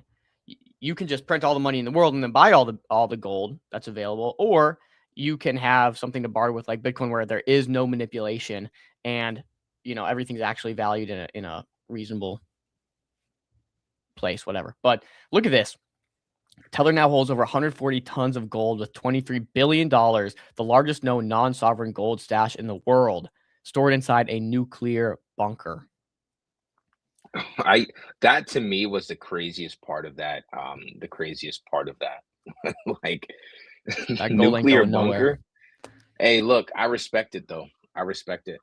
I think they said they were also buying, weren't they buying more Bitcoin as well? Or They're buying buying more gold T-bonds, or gold. I think they bought a bunch of assets. But the funny thing about this is, for the longest time, people thought Tether was just printing USDT with no actual inflows of US dollars. And so you'll read the comments here and it's like, oh, dude, Tether has the best business in the world. They just print a bunch of magical, internet money, and then they go and buy a bunch of actual hard assets with it. And that's how Tether just gets these massive reserves.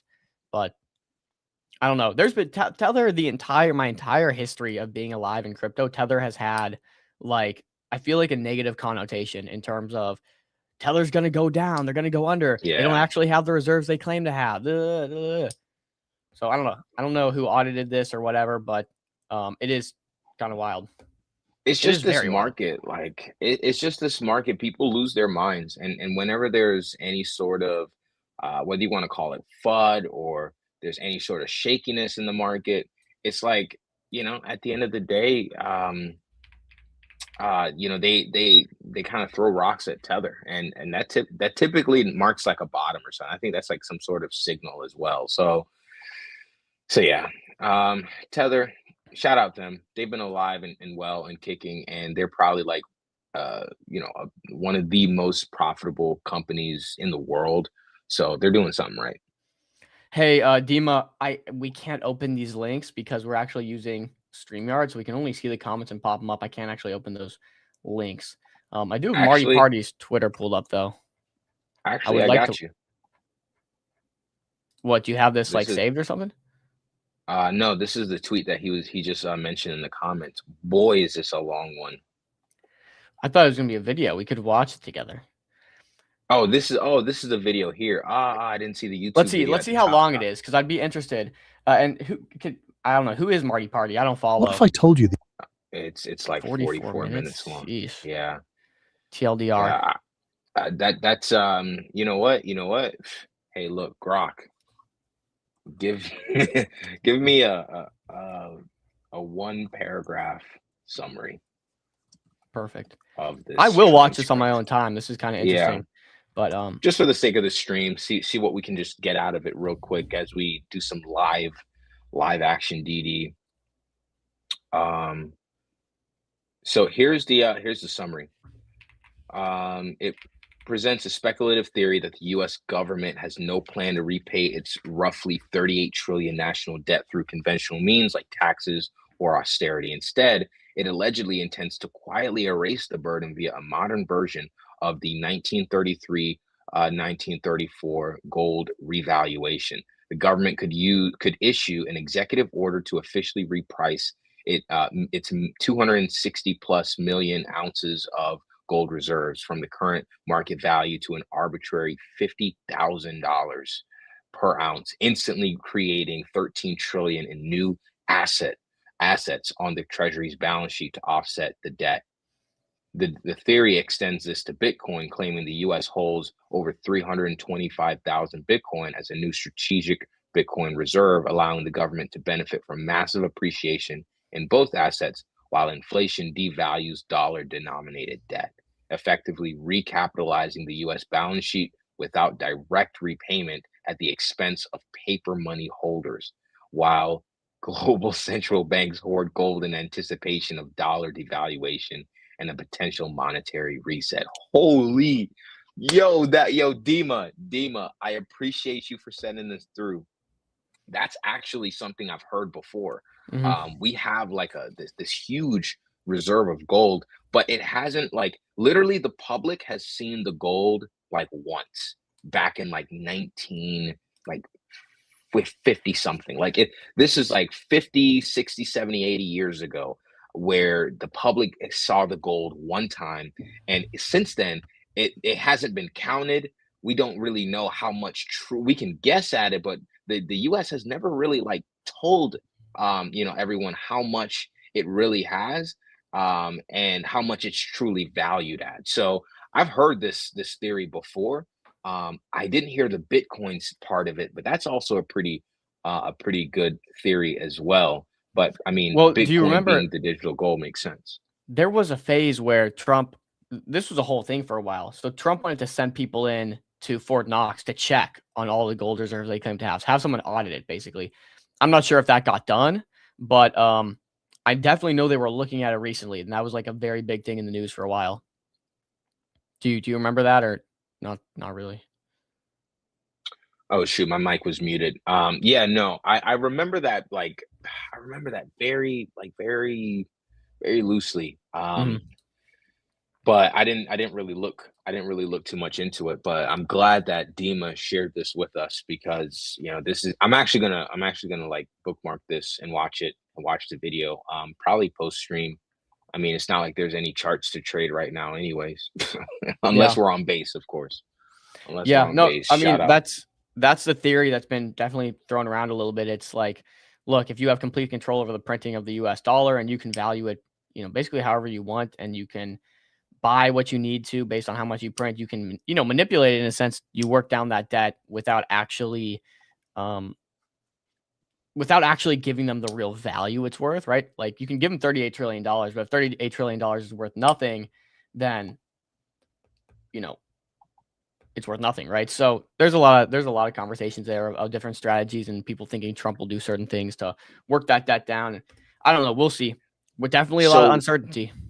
What I've heard was, basically the theory is that, Elon, that was his job when he came in with Doge, like to try to see like, how can we, make the government more efficient, so that way we can like, see ways in which we can like pay off this debt. Essentially, Elon found out that, dang, like there's no saving this thing. And so they had to come up with like other ways.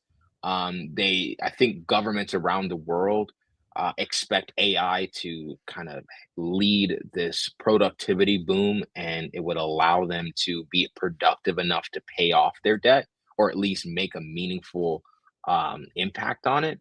And then, but with the US and with the levers that we can pull, we have this kind of lever with Bitcoin and gold, I guess is what I'm kind of putting together now. We have these levers that we can pull, so AI will benefit us. But yeah. Insane, man. Insane stuff. Yo, chat. Let me know, if there's any tickers that you guys want, anything you guys want us to talk about, let us know.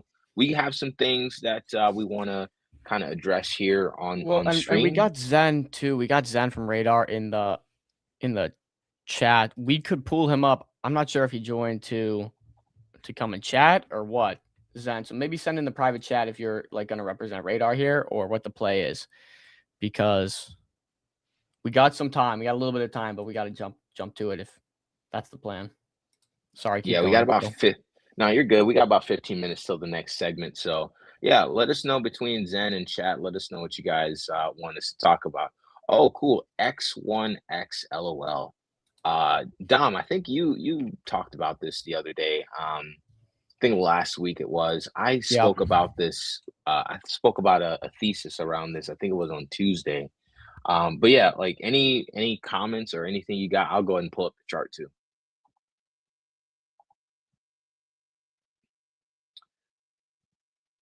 Let me see here. So on Tuesday, we talked a little bit about X1X. That's what I said I'll call it, because man, that ticker's a mouthful. I'm not even gonna lie. Ticker's a little bit of a mouthful.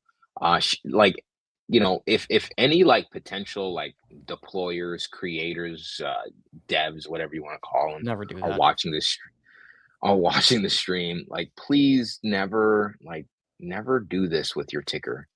It's one of the worst tickers I've ever seen in my life, to be honest. Dang, I didn't want to say it. I would almost not buy this token solely because of how bad the ticker is. genuinely. And like that's how I feel. Dude, Oh my god. Chill, do you remember that phase when I don't know, people would just try to be difficult with their tickers, and so they would launch like blank tickers where the ticker had like no letters involved in it, or like Oh, remember the emoji tickers? Remember oh, that? dude, the Oh, worst, dude, bro. It that made me want to was strangle someone. oh my goodness. Yeah, no, that was that was a time. That was a time. Yeah, no, like let's not. I hope they never bring back the emoji ticker, the blank ticker. Like just normal regular tickers, that stuff is like more Not than one person um I've never talked to someone that was like, "Oh man, I love the lore here that because the ticker is blank and there's nothing I can actually put into type. I have to actually search a CA." Never in my life, says no one ever. Because that sucks. Like, please never bring that back. So here's the X1 chart. Basically still in a downtrend. Let me actually look at this on a higher time frame real quick. Higher time frame, 4 hour looks a lot better. So here we have X1X, and if you see here, we're still basically in this downtrend. It looks like it's trying to form some sort of bottom to make a push higher. We covered the falling wedge the other day, but what I failed to realize was that was on a much lower time frame. I didn't realize that when I was actually talking about it on stream. But as you can see here, kind of tough charting wise here, but you can kind of see bottoms trying to form. Looks like this downtrend could get tested at some point. So it's definitely in an interesting place. Now, one thing from a fundamental standpoint I wanted to draw attention to on this was the utility. So it looks like a couple days ago, just earlier this week, Lucas Valbuena, which is the 16-year-old Chad building this thing, he basically says instead of paying with the token for subscriptions, Zero Leaks will accept USDT or basically stablecoin payments with a 20% discount, so the product stays accessible to everyone. In parallel, 7% of the net platform revenue will be allocated to community rewards for holders, distributed proportionally based on holdings, with a minimum of 500,000 tokens required to be eligible. Distributors will be snapshot based and periodic, designed to align long-term holders with the growth of the product, not to promise returns. Product first, transparency always. That's actually pretty interesting. I like the fact that it's snapshot based and periodic, because you can't game the system. And I like the minimum 500,000 tokens required to be eligible. I like that. But I feel like this has been experimented with before, Dom, on ETH many times. Well, is this not specifically for like Claude Code and Claudebot? Yeah, I think this is security for like AI agents and LLMs. Oh, okay. Yeah. Yeah, then that specifically may have been done. I know there's a lot of security like uproar around Claudebot and the potential risks of having something open source, and maybe it sends your keys somewhere, maybe it gets into your email and says the wrong thing or just does something wrong. Like there's a lot of issue there, and that's how I perceive this to be. Like what I perceive this utility to be for is to like run constant, basically analysis and try to make sure that doesn't happen. But I don't know. I've considered it. Yeah, it's honestly when it comes to the security aspect of it, I feel like there's so many different aspects to like just this whole technology in general, especially when as it pertains to like Claude Code and stuff like that. On Tuesday, I think this was when you were off stream, Dom. The Swarms dev told us of a story of basically he was at a hackathon and they were dealing with AI agents, kind of building something, and basically the agents went rogue, texted the dude's dad, and had him meet at a physical place, like at a Starbucks or some coffee shop, and they had to leave the hackathon to go meet his dad to tell his dad that, hey, like this isn't, that's not how it is. That's so crazy. Yeah, so I mean, the security aspect of it, that is actually something that, it is something that's needed. But as far as like how much that is, how deep that goes, what the usership will be like, that So that yeah, I guess that was oh, that Nick was from Nick from Orgo. Orgo. Oh, He's gotcha. Yeah, between my bad. We gotta let's jump to radar because we got like 10. We got a little bit of time, so we're gonna jump to radar. We got Zen up here representing. I'll pop my face in the middle here. So there we go. Zen, are you with us? Yeah, good day, good day. How's it Dude, going? good Could to you have hear you me? here. I'm Yeah, happy we to can be hear you here. just fine, dude. This is the first time you've been on MCG, I think, right? Yeah, excited. Hearing you guys talking about different projects, has been one of my best time on CT these days. We're glad to hopefully make it a little better because these markets are absolutely disgusting right now. Can you tell us a little bit about growth lead at Radar? I was gonna ask, are you like what affiliation do you have with the Radar team? You're gonna be on here today giving us the updates, but just curious.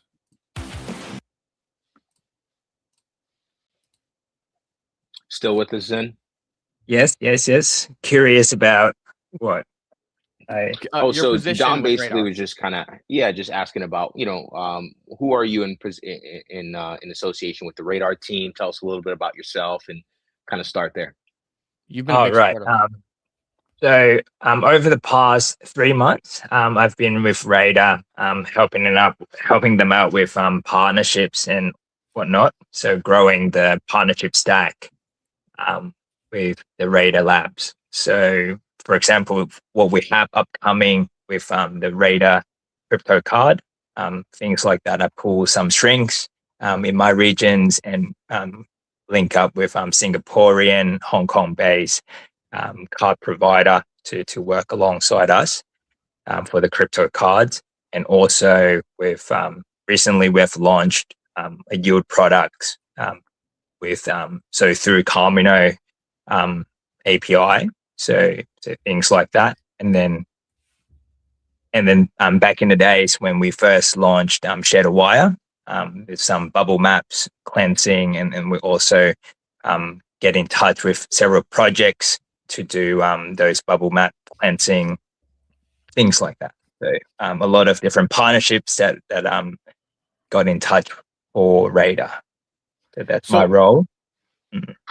The big question that comes to mind for me is the last time we had Radar on, we had heard some numbers that were really impressive. You guys were doing like $1,000 a day in revenue, not volume, like straight revenue. You guys were doing really well. Do you have like an update on those numbers or how things are going in terms of growth with Radar?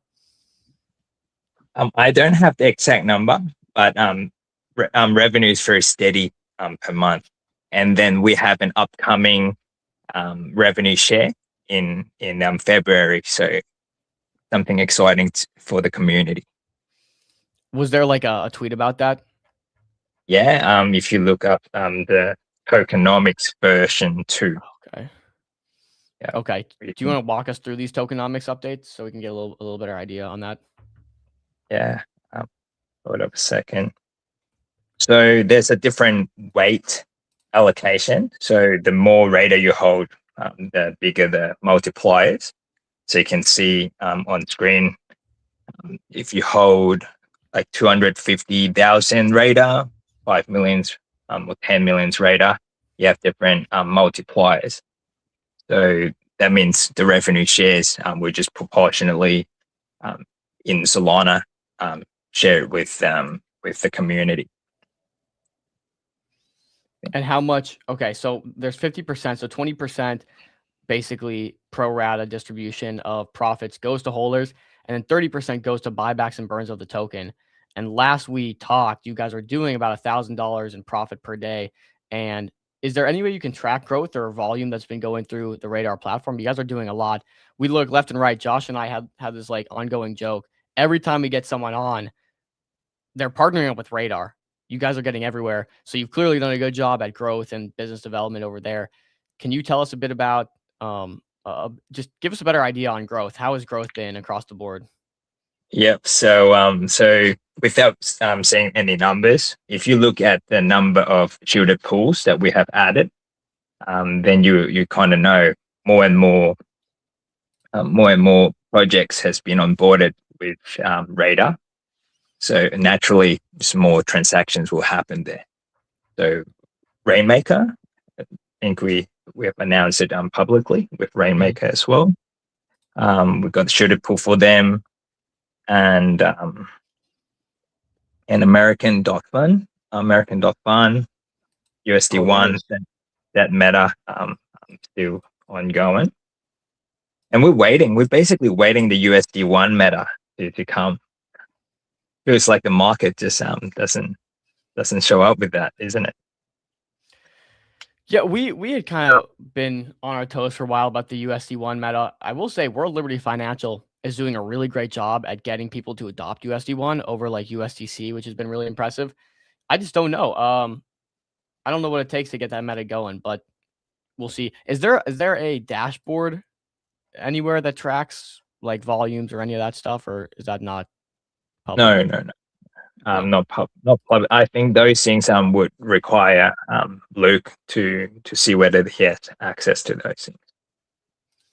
Got you. But you can just giving a high level. We sponsored the Solana Privacy Hackathon, so and we put up a $15,000 prize pool. So from that you can kind of gauge the popularity of that sponsorship of that hackathon within, like, as one of the categories within the privacy hackathon. So we do have a lot more influx of developers using our SDKs and APIs. With that, also optimize our code base as well, because more people using it is if they find minor bugs, and then we go and fix it, release a new version of SDKs and stuff like that. So it's been a very good growth, both technical development as well as developer community. So I think it's a very good step. And beyond that, since I'm speaking about growth, we are undergoing smart contracts and dApps audits at the moment, and then we are lining up with one of the bigger names in the audit community, auditing companies, I would say. But then we're going to use their bug bounty. Don't quote me on this, but I think we're going to use their bug bounty. So it will be a co-marketing effort, getting the community of white hat hackers to do bug bounties, to hack our codes and to do penetration test. So there will be another like marketing campaign, just getting more developers to know about Radar's ZK technologies and whatnot. So a lot of exciting things coming in the coming month. So fill me in a little bit more on this hackathon. You got this hackathon going. You guys sponsored it for $15,000 as a prize pool. What kind of comes from that? You have a bunch of developers that come in and use the Radar API and try to build stuff around it. And there's a first, second, and third place winners, and maybe you get a cut of the prize pool. Just explain that to me. Yeah, exactly. So we offer $15,000 bounty. The grand prize would be $10,000, and then the best integration of USD1 would get $2,500, and then the best integration to their existing app would be $25,000 as well. And they're welcome to use the Shadowwire SDK, and the website of it is github.com/radar.fund/Shadowwire. Got you. And Jill, you can butt in whenever you want, because I'm kind of hogging this here. But you have a few things coming. You got the card, which I want to talk about in a second. But this yield is very interesting. And again, if I miss any updates, please just guide me to the updates I'm missing, because I want to cover everything here as quickly as possible. As for the yield, the private yield, tell me why this is important and what it unlocks and when you guys released it here. Just tell me all about this private yield. Yep. So with the yield pool, the reason why we think is very important is because the longer you stay inside a shielded pool, the better it is, the more private it becomes. Because if you come in to the shielded pool with $100 and then you go out with $100, that that makes you a lot more exposed for people who trade the blockchain, even though it might be different wallet addresses, but then, you know, the inflow outflow would be the longer you stay in the shooter pool, the better, because the more transactions happen and then the more obscure it becomes. So if it's just me going in and then me coming out, basically people just know who that was, basically. So the reason why we offer yields inside the private pool, because we want people to spend more time inside the shielded environment. So with attractive yields, they could stay there for longer while being productive with their assets, with their shielded assets. And then when they come out, they would gain more than what they have come in. And then they trade more, and then they become more private as well. So, Where does that yield come from? Domino. Got you. Okay. And I guess this is probably something we should have asked at the beginning of the interview, when you first came on. But just for, you know, those that might not be familiar with Radar, might not be familiar with shielded pools, kind of explain what are shielded pools, what's the kind of value of it that it provides. Right. So shielded pools and shielded swaps. So pool comes with swapping. So on Solana or on any public blockchain, all your swaps reviews your position, the time, you know, your P&L, and you're exposed to MEV bots, aggregators, copy traders, and all those things. And our shielded pools, basically, we used bulletproofs and Pedersen commitments to encrypt the trade size, deposit amount, and the routing paths on chain. So you can think of it on the technical term, there's no more sandwich attacks. So once you come into the shielded pools, you're a lot safer. I don't know whether anyone have experienced besides slippage. If you trade on DEXs, you'll get attacked by math boards. So there will be no sandwich attacks within the shielded pool, and then no clustering of the wallet addresses, and no more what I call strategy theft. So let's say if you don't want to be copy traded, in trading inside the shielded pool, like hide all your traces. So, and wallet clusters as well. If you launch a project and then it might not be very good if a project, but I guess supply control is a good thing. So let's say if a project owner, they want to do supply control and they kind of bundle their wallet, and then so the bubble maps looks very shitty, like it doesn't look good. But inside, if they use it through the private route, their wallets would be very clean.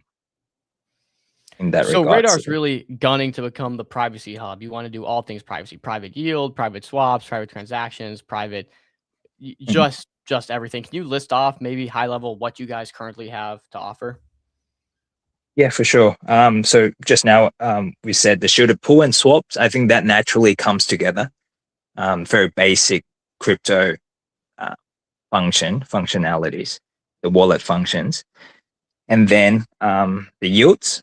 Because this I just explained, because the longer you spend time inside the shielded environment, the better it is for your privacy. So we want to offer APYs inside the shielded pools. That's why we have the yields. And also to complete the entire life cycle of crypto on-ramp. You're already on-ramp, you have cryptocurrencies, but you can't use it in the real world. That's why we offer the crypto card. And also the crypto card would be minimal KYC, which means you don't need to provide your names or addresses, but you do need to provide your emails to get verification codes, so you can use the crypto cards. And the fees are pretty competitive, but we haven't really announced anything yet. But it will be very competitive, and it also would provide us some revenue as well through the cards. So this is the entire life cycle of Radar Labs with Shadow Pay, Shadow Wire, Shadow Trade, like all these, the Shadow OS, what we call it, operating system. So from crypto to off ramping. No, I love it. And I think I mean, you guys are obviously gaining a lot of popularity. People are starting to catch on, starting to use your protocol. You guys are earning good revenue, and you're offering the full suite here. I think the biggest thing is that audit that needs to come into play at some point, right? How can people trust Radar to hold their money, to earn the yield, to, you know, spend on their cards? Like, what would you say in a sentence or two?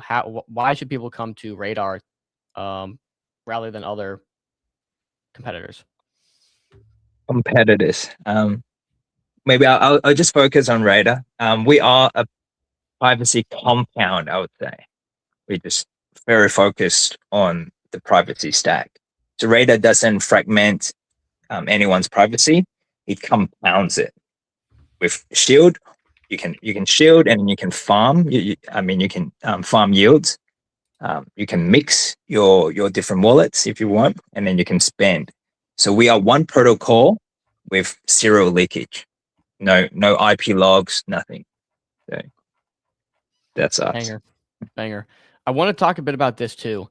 I see you have the token allocation, and then like the more tokens you hold, the higher your weighted allocation is, I guess, in terms of rewards.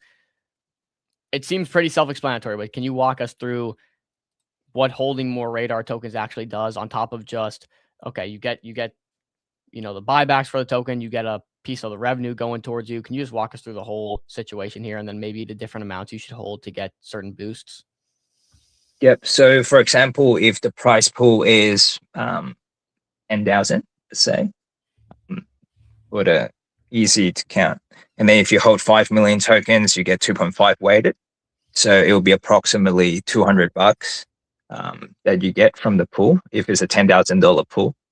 So we want to share revenue because we want the community to feel part of the protocol and grow with us. That's the essential with the utility of Radar. It's a reward system, and also Radar, by holding a small amount or just an amount of Radar, you also get discount reduction within our shadow protocols, and also with our virtual crypto cards, you get access of that. You have to hold a certain amount of Radar in order to gain access to the premium feature. And the card is very competitive. Pardon? Competitive card. And where does that prize pool come from? From our revenue, from all the like shielded trading, swapping, anything happen inside our system. And how much of that goes towards the prize pool? Is it the 20% we saw earlier? Or 30%? Yep. And that just is constantly flowing there, or is it like a monthly prize pool, weekly prize pool? Does it just keep stacking up? Trying to understand. Yeah, should be monthly prize pool. So real numbers, let's say, I think on the website there's an example. So if there's $100,000 protocol fees, then $20,000 would go into the reward pool. So that will that will be recurring monthly. I think we covered all the updates, unless I'm missing something, Zen, that you want to point out here. Did we grab everything? So we are I wouldn't say completion, but for the technical side and the product itself, we need the completion. So sooner or later, we'll be pushing a lot more marketing once our protocol is audited next month. So we'll have like at least a 30 days bug bounty around that. So our protocols would be stress test and audit by a bigger names, bigger auditor in the space, and then the communities of the developers would hack the shit out of Radar, do penetration tests, and that will constantly give updates as well. And then it's go to market. We'll be using the virtual cards, buying stuff, showing people how to use it, and then getting more builders to build on top of our SDK and using our APIs. And more products will come inside the shielded pools, for example, time lock RWAs and stuff like that. And one more update is that we are going to have RWAs inside our shielded pools as well. You can think of the metals and things like that. That's fascinating. You guys are growing really fast. I'm glad to see you're doing the audits, you're doing the white hat hackers. You guys are having really good growth. You love to see it, and you almost think that it's inevitable that we head towards a future where privacy is just naturally embedded on chain, and everything you do on chain is private. And I'm glad you guys are positioning here. So these are all good updates. I guess we'll close off here with you kind of just covered the future plans, but if you want to reiterate future plans and what you guys are most closely looking at now for the future, would love to hear that. Obviously, the audit, maybe something outside the audit, and the white glove hacker service. So increasing our revenue is one of our biggest goals. So once the entire protocol is complete, then it's users acquisitions, and user will love it because our crypto card have a high limit, and then we partnered with a reputable, card company, a card provider, and then so it's almost complete. I would say Radar Labs is almost completing its privacy product. And beyond that, myself, I do help Radar to grow, but then I wear a few hats. So I work alongside, family funds. I work with RWA protocols, work with AI protocols. So I can always put together connections, and obviously with you guys are, I would say, one of the most amazing, most productive media across crypto space. So I can't wait. I look forward to partnering up with you guys as well to grow Absolutely. MCG and all that. Yeah. As do we, Zen. We appreciate you popping on here and filling in for Luke and the last minute effort. So you're doing good stuff for Radar. I know you are one of the biggest Radar supporters out there for good reasons. I'm really glad to see you guys growing and pushing revenue, getting everything done, covering the full ecosystem. So we appreciate your time, Zen, and we'll be in contact as always. Okay. Thank you for having me. All right, my brother. Appreciate it, Peace. Zen. Bye-bye. Man, There you go. High praise for MCG right there at the end. Gotta love it. Gotta love it. Appreciate Zen coming through and sharing with us updates for Radar. I guess we never looked at the Radar chart. Maybe I pulled that up here. Pull it up because Maybe it I looked pulled it really up good. It here. was coming back to a nice buy zone, actually. Again, Radar is one we've had on. We had on a while ago. It's performed extremely well since the first time. Remember when we had Luke on, he talked about they were doing, 1,000, 2,000, like whatever it was, a couple $1,000 a day in profits or revenues, which was really good for a brand new project. And I can only imagine it's grown from there. So it's nice to see that they're doing well. Continuing to corner this privacy market. MCG is very interested in Radar, to be frank with you guys. Yeah, to be honest, they've man, I'm struggling to find I struggle to find this chart. That's the one. That's the one. This is the one right here. Oh, yeah. There we go. Because this symbol didn't strike me as. No, it's weird. Yeah, but anywho, we've talked about this chart heavily, guys. Because this chart looks like a staircase, right? Like, bump up, consolidate, bump up, consolidate, bump up, consolidate, bump up, and now it's kind of, as Dom mentioned, it's kind of coming back into a buy zone. And we just got the alpha straight from Zen. They're basically near completion at this point. They're coming to a point where they're about to complete an audit that would kind of help them to take Radar to the next level. So excited to see what they do in the future. Chart looks good, and the product itself and what they're doing also looks like it has a lot of potential for growth. So awesome segment there. I know we have GrandX coming up next here on our next segment. Happy to pull them up whenever you're ready, Dom.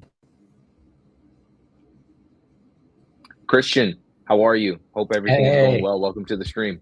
Thank you for having me back. It's good to be on. Yeah, pleasure. Absolutely. We had you on the first time. You were doing the AI agents, and now you've kind of pivoted to prediction markets. And I got to say, we had independently checked out this platform when you guys were first releasing the beta, and super sleek, super cool. Like, I would say this is probably a nice pivot in our eyes, but we want to hear all about it from you, of course. So how have you been, Christian? I've been well, and thank you for having me back on. I'll give the viewers context in case they didn't watch the last show. My name's Christian. I am running a company called Grandex with my co-founder, Alex. Our background, so in 2021, we started an NFT portfolio app, particularly around NBA Top Shot. We ran that up to a couple 100,000 users, and then the Top Shot bubble sort of collapsed. After that, we did an NFT swapping app. We eventually sold that tech to Doodles, and then we built the chess app Grandmasters.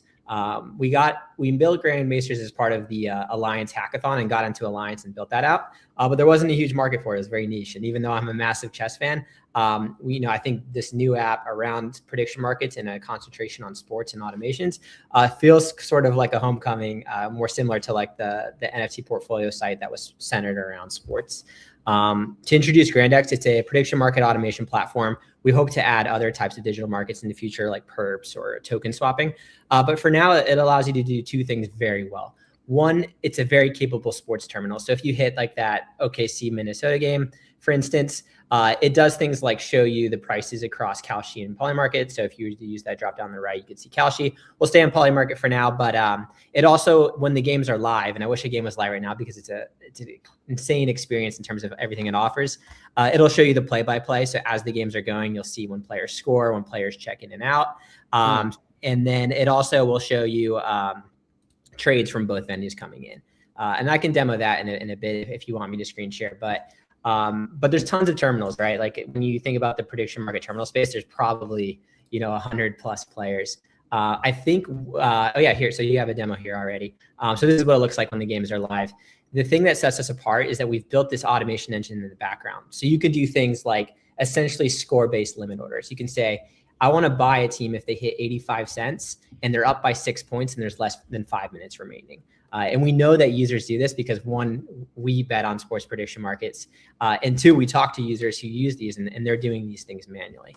And then on top of the sort of terminal experience, you have almost like a Zapier N8N style prediction market builder.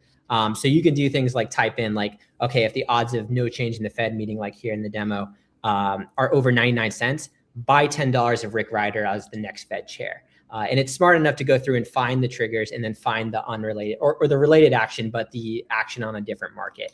And you can imagine like the sort of the different things you can do with this. It's cross venue. So you can say if a market hits this on Polymarket, buy $10 on Kalshi.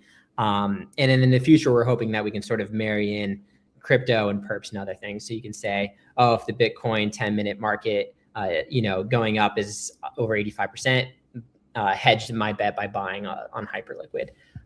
So yeah, that's what we've been up to. I know that's a mouthful, but yeah, I'd be happy to get you guys into the alpha so you can experience it for yourself, and then hopefully in the next few weeks, as part of the roadmap, is to get it out to the public. We would love to get in the alpha and experience it. I know Chill has been leaning into prediction markets pretty heavily here and just testing it out. Genuinely, I would tell you how it is, like how I feel. Not because you're here right now, but this is one of the cleanest like terminals I've seen ever. Like it is so clean. It looks so good. You guys nailed it with the UI. Yeah, I appreciate it. We've worked on it, I believe, for the last 3 or 4 months. And it's insane the pace that you can go at. But one thing that we're trying to stick to is just paying attention to every little detail. And that's a big part of the UI is just refining the little details and making it easy. And part of that is like allowing people to be granular, right? For these automations, like you can manually from the bottom drag in triggers and actions on different prediction markets, but also having the UX around like using natural language or building automations from the terminal. But yeah, I appreciate the praise. I dare say that you guys are opening up with this platform, like a sort of new form of trading. How do you guys think about what you're building from that perspective? Like how do you see traders executing trades in the future using this? Yeah, that's a great question. So I think there's new categories of trading that I've seen emerge. When you have advanced traders, in the past, they would use things like Excel and like manually write scripts. So we know that like the tooling that we're building, we want to extend that to people who are increasingly becoming more capable on the code side. What that'll probably look like for us is like an MCP or API connection to where traders can trade directly within Claude Code and set up these automations on our end, but be able to go to our site to view and edit those automations. But we also want to build the automation platform for everybody else, right? So when you go on X, for instance, I constantly see threads of people saying, oh, like I'm automating the Bitcoin 15-minute markets doing this. And then there's no explanation on how people can do it themselves. So we want to make it easy for people to come up with strategies and then be able to execute them versus like having to figure out how to code and set up environments and manage wallet keys from scratch. So that's how we think about it, is both catering to like the more sophisticated trader who's becoming more capable at coding, but also building products for everybody. And that includes sports traders who just want to buy, sports prediction markets when their team is up by a certain number of points, all the way down to people trying to like use advanced copy trading, for instance, using code. So I guess I had one last question before I let you take it here, Dom. What I've seen, like Dom mentioned, I'm kind of trying to get into prediction markets. It's wildly different than what I'm used to. Can you tell an agent, let's say some markets could be mispriced? I've seen it to where teams are up, let's say, 10 points in the fourth quarter. It's very obvious, or 20 points in the fourth quarter. It's very obvious that they'll win, but the market is still mispriced. Can you tell an agent to track a real world event, like a price, like the score of a game, and say, hey, if it's still a 20-point lead at 8 minutes or 5 minutes left in the fourth, buy X prediction market? Can it get to that level of automation? Yeah, that's exactly what it does currently. So you can either with natural language or by going to the game, set exactly what you want the price threshold to be, what you want the score threshold to be, how many minutes left in the game you want there to be.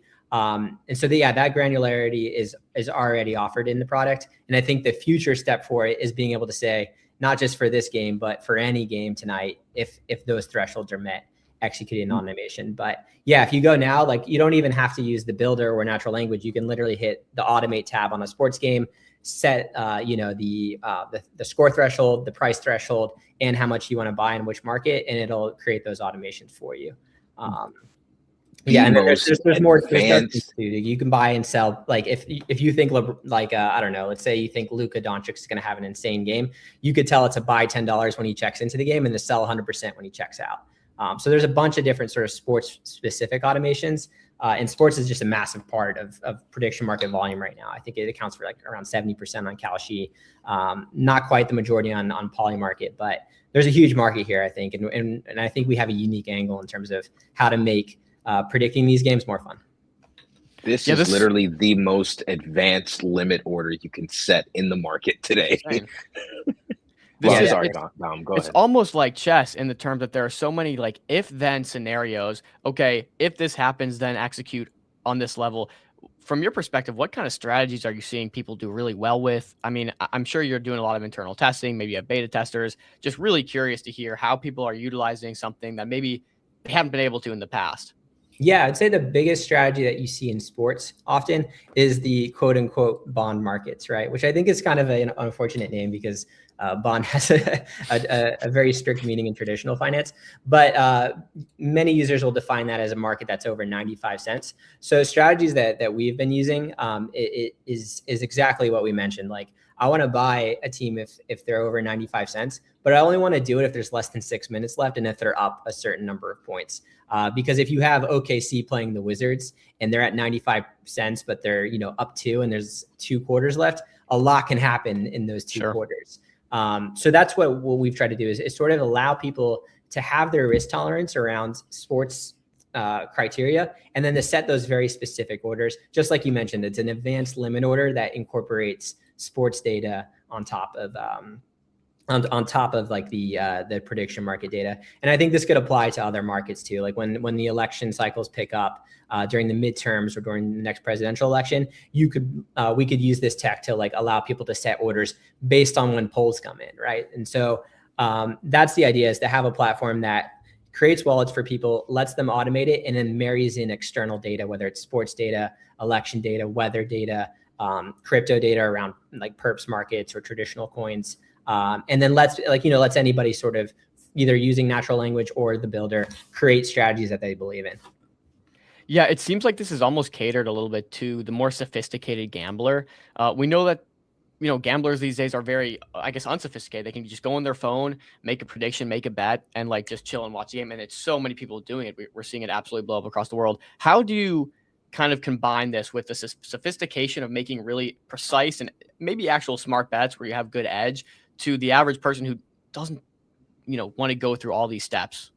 Yeah, I think the idea around it is to create sort of pre-built strategies for people that are easy to understand and easy to create. So for us, like when you go to the homepage, it'll say, buy $10 of Giannis when he checks in and sell 100% when he checks out, or buy the Thunder if they're over 95%. So giving people like pre-built selections, and I think it's a fun way to indirectly bet on players and to indirectly bet on teams.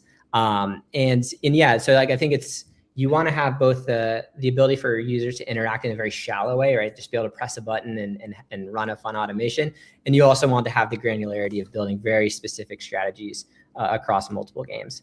And I think in the future, we think there's probably an opportunity around people creating these strategies almost as UGC, and then maybe like similar to like Hyperliquid Vault, allow other people to run the strategies that you create for a fee share.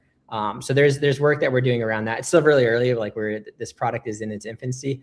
But I think that how we make it make sense for like the less sophisticated traders is to give them options that make sense to them, that are fun to run, that don't take a lot of sort of, like you said, like cognitive load around building an advanced strategy from scratch. Can you tell me a little bit about what like the competition looks like? And again, this is coming from someone who I'm like not super versed in the prediction market space. So I don't know, like, is someone else doing all this right now? Is it more simplest, like more simple aggregators? Like, what makes you guys stand out specifically? Yeah, I've seen one other player in the prediction market automation space that also marries in, I think, like crypto and in other markets. That one is purely sort of like a text to strategy generation. It's almost a code generation platform, which I think is a big market and a big opportunity. How we differentiate is we really focus on prediction market and sports, and we add in the visual interface, the N8N Zapier style interface that lets people visually create strategies. And what our bet is that people will want to be able to generate strategies with natural language, but they also will want to fine tune them or build them from scratch in an editor. So I think that's where we differentiate, is we lean heavily into sports and prediction markets. And we also allow people the ability to either generate with text or to go through and build from scratch. Yeah, I want to hear a bit about your game plan, but before we get quite that far ahead, can you just tell me about we've walked through a few features, but maybe just like if we had bullet points for a clip per se, what are all the features you guys offer? Just rattle them off. Yeah, so you can sign in with Privy, create a wallet, and then automate strategies across prediction markets. If you're a sports trader and you trade prediction markets, these sports markets, it's the best place to trade them because you have the play-by-play data, the sports book odds, the prediction market prices across different venues, all in one place. So it's the best place to trade sports manually, and it's also one of the only places that you can create strategies across different prediction markets. Is sports the niche to be in here mainly for prediction markets? I believe so, because it's the lion's share of volume today, and there's a massive sort of proxy or parallel with, if you look at the FanDuels, the DraftKings of the world, massive user bases and massive interest there. I think there'll be more growth on a percentage basis in these other markets, but right now I think if you lean into a customer base that's real that you can market to, I think we can have success there, and then take the learnings to other markets as they grow, whether it's these crypto markets, Fed interest rates, weather, any of the other sort of mentioned markets, more niche markets on prediction markets that are growing. I have a quick question on that, actually. I read something the other day that basically kind of looked out into the future and basically saw a future where, prediction markets are attached to everything. They're on the news, they're on the weather, they're on the sports outlets, they're on the talk shows. We and even just saw it basically for the award show recently, right? It was on a big award show. Which was So wild. like, how deeply integrated do you see, like, prediction markets in the future? Does it go to that level, or how do you see it? Yeah, I think we already, we've seen it, like the most recent UFC event had live poly market odds. I think generally any market category that has sufficient liquidity and volume will accurately price these markets, and that information is valuable to people even beyond a trading perspective. And so if you think about it, And also, I think it's a novel financial instrument in terms of if you're a local business in New York City and you're going to lose business because of this blizzard, you can bet on on sort of like the snowfall being a certain level that's going to impact your business. So I think there's interesting opportunities around how you can utilize prediction markets, both on the financial side, but also on the information side. I think it makes, in my opinion, it makes these broadcasts, these sporting events more entertaining when you have, a reasonable understanding of what's going on and who has the likelihood, or like for instance, I'm a chess fan, and Kalshi recently worked with Freestyle Chess to offer sort of live odds and markets on that. And it was interesting for me as a chess fan, as the games are going, to be able to see who the market thinks is going to win. It's almost like and I guess this is not going to land with most of your audience members, but if you're a chess fan, there's an engine evaluation that'll tell you when you're watching a game who's winning. I think this applies it to things that aren't chess, right? When you're watching a UFC fight, you have no idea what the judges are thinking in terms of likelihood of or who's winning. But you have a good proxy if you know what the market thinks, when you have the wisdom of the crowd that says, okay, this fighter has a 75% chance of winning right now. So yeah, I think as like an informational product is extremely valuable. And that's kind of informed our design decisions around how do we present sports to people who are betting on these markets. I even I'll go to our site and I'll watch some of these games, even if I'm not betting on them, because it's just fun to see. Like I'm an NBA fan, so I'll have the game on and then I'll look at our site to see, okay, like what are these different markets pricing these teams at, et cetera. Would it ever be Nice. possible to have some sort of live integration where I can watch the game and bet at the same time, if there's maybe some sort of like subscription application, or I don't know? Yeah, I mean, licensing. So this is something we've learned about from our first business. I think that companies should generally be very cautious about like using sports IP. So if you go to our site, like you're not going to see the Phoenix Suns logo or player images. But over time, as the products grow, and I think you're seeing this with the major venues like Polymarket and Kalshi, there's opportunities to incorporate the IP. The live streaming stuff, I think, is probably difficult for the major sports markets, but maybe things like esports or some of these other growing categories that are more lenient, like they stream on Twitch and have less agreements with NBC or Peacock or Paramount or whoever. There'll probably be opportunities on both sides. One, these platforms around prediction markets being able to utilize that IP, but also on the other side, more of these streams like the UFC stream, bringing in prediction market data and making it a critical component of the live broadcasts. Yeah, it's super wild to see that like this just manifests into reality and become a staple of sports. It's really wild. Can you tell us about a bit about the future here? You told us about the product. You told us about some of the features. What comes next? What are you guys full focused on? Yeah, so the full focus is to iterate the product based on the alpha users' feedback, to open it up. We're heavily considering doing sort of a tiered, I guess like a allow list based off token ownership. So that hits on the, I guess on the utility of the token in the roadmap there. So we want to open it up progressively to more and more users. And then from there, allow people, like the feature I mentioned earlier, like allow people to create strategies that others could implement for a fee share.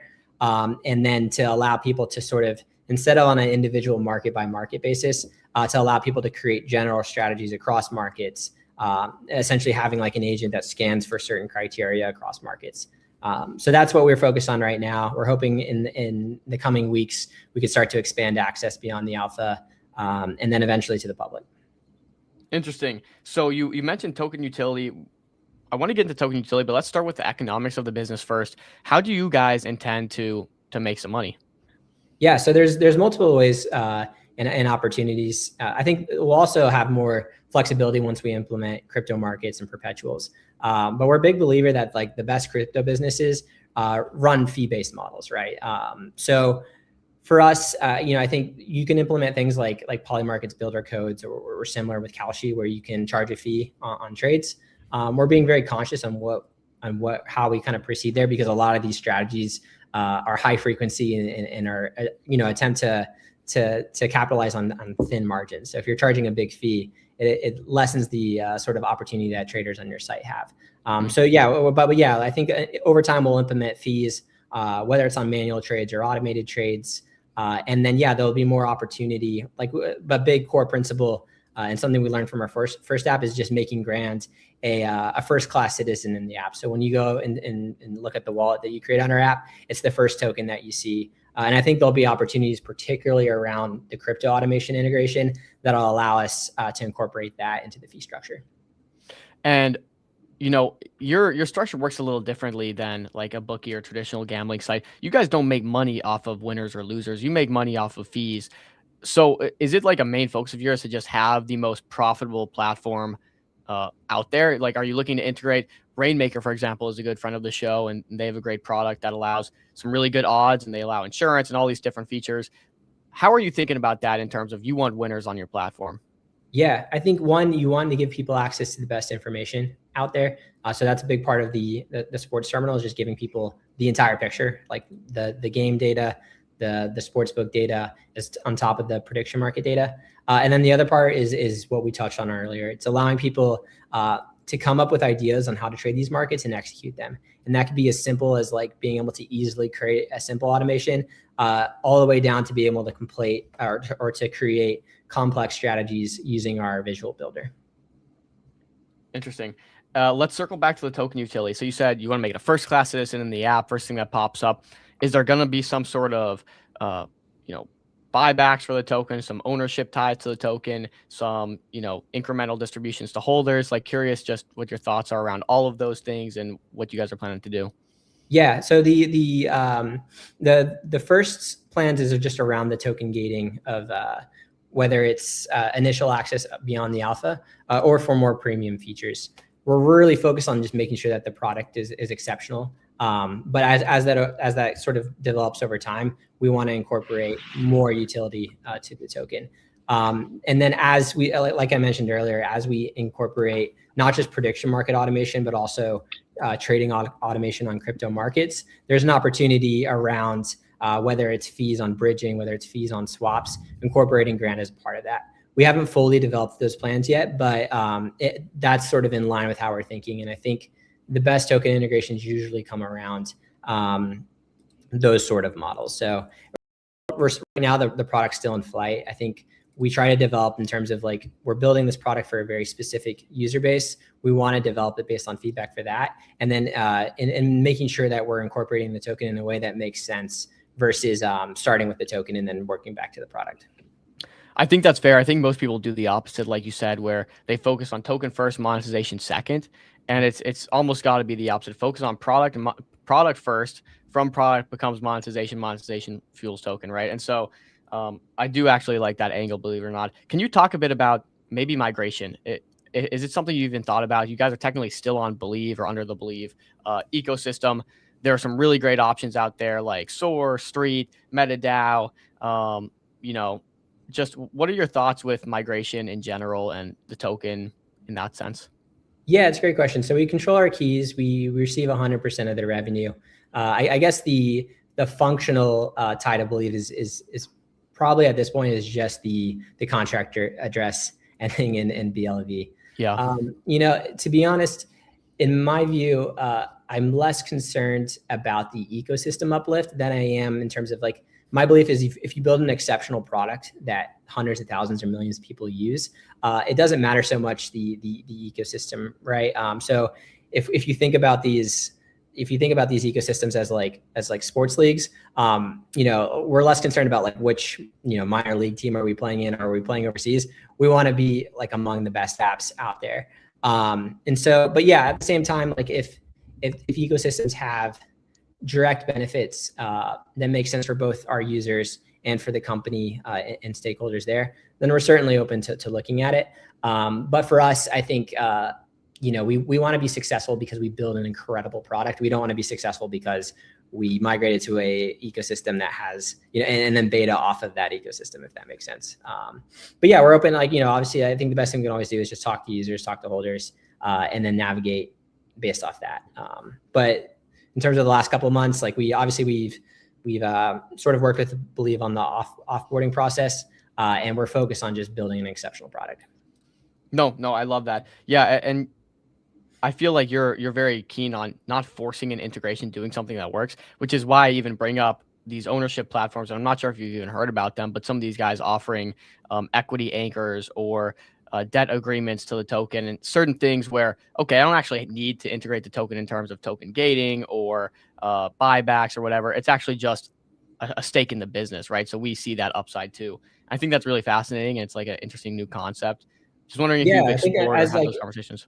yeah, particularly as legal clarity, I guess advances around that. I think that's something we can look at. Something that's important to us is just making sure that both us and our investors have an equal interest in the token. So it's not like we have investors that are just equity only, right? Like, so the incentives are aligned around, we want the token to perform well. And we don't look at it as like a, sort of a separate or lesser entity, if that makes sense. Or I guess separate, yes, but like lesser, like we have an interest in it performing well. And so I think the incentives that we currently have are positive. But yeah, I think over time, even just looking at news like stock exchanges directly building sort of on-chain proxies, I think that'll become more common, and it'll be easier for companies to kind of navigate how to align incentives across equity instruments and tokens.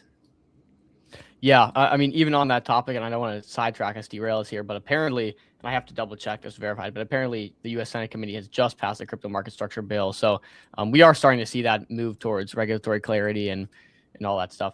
Nonetheless, we will move past that. Happy to talk to you off stream and connect you to some people, and you can have those discussions yourself. But yeah, nonetheless, I think this is a super sick platform. I'm pretty sure we covered most of the updates here. Is there anything, lastly, I guess, Christian, that you want to cover or talk about, or Chill, if you have any questions?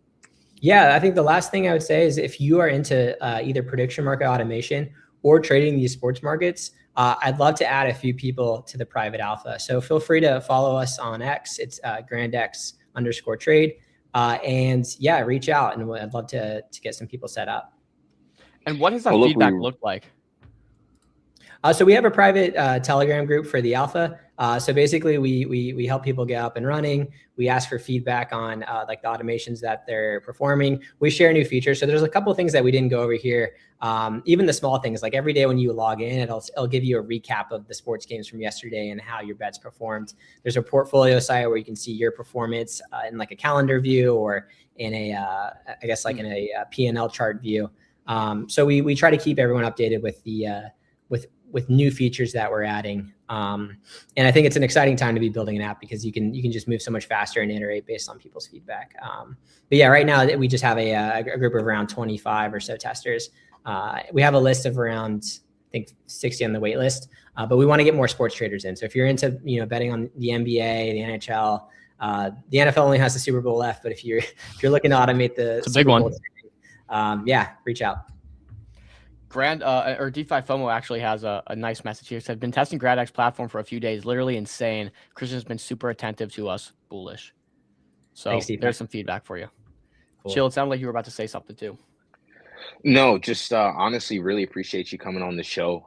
You have a wonderful, amazing platform. Like I said, probably the most advanced amongst any limit order that you could set. But no, we really appreciate you walking us through all the details, and honestly excited to have you or see where you guys are in the next few months. And of course, if you guys want to come back on the show, we'd love to have you again. Awesome. Yeah, I'd love to make it a 3-peat. Sweet. There we go. And Christian, one last thing, because I gotta ask. In terms of conversations you've had for BD and integration, I think it kind of loops back into the question I asked earlier about how do you make this a winning platform where people come here and they're able to win and have an edge and be successful traders. What kind of BD and integrations have you guys been doing? Who have you been talking to? Like any way you could boost that win rate with outside participation? Yeah, it's a good question.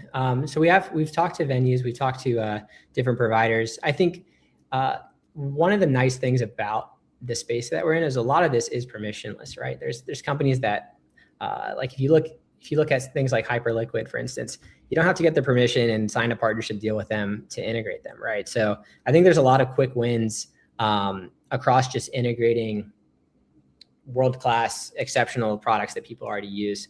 We think about Relay on the swap side, or MoonPay on ramp and off ramp. Think about Hyperliquid on perps. Those are the kinds of things that we think are quick wins. I want to give a shout out to Predexon. You guys should check them out. They're a data provider for prediction markets. And they offer a lot of interesting features around wallet tracking, around just aggregating the data across Polymarket and Kalshi. So working with them has been excellent as well. But yeah, over time, I think that, we are, I think it'll, as we sort of iterate based on user feedback, more partnerships will begin to make sense. But right now we're just so focused on the core experience that we've been leaning into that. Okay, well, I think you've sold us. FOMO thinks you're a genius, so you sold a few more people, I think, too. Josh, want to be clear, GrandX X MCG sponsorship when you make millions. Yeah, we're bullish on this platform. It looks really good. Like, I have nothing but good things to say about it right now. And again, that's me just being honest. I would say this whether you're in front of me or not. So congratulations. We're excited to watch you guys just build this thing out. Yep. Thanks for having me on. Of course. Talk again. Peace. Later. Chill. Awesome interview, dude. This is a sick platform. Dude, yeah. The most advanced limit order you can set to date. Honestly, I want to see. I can't wait until because he said they're going to be expanding to other markets. I have noticed that trend trading like prediction markets where like a lot of people use it for sports. Like it's very easy. Like if you're watching a game, no, I shouldn't say that. I shouldn't say it's very easy. It's not.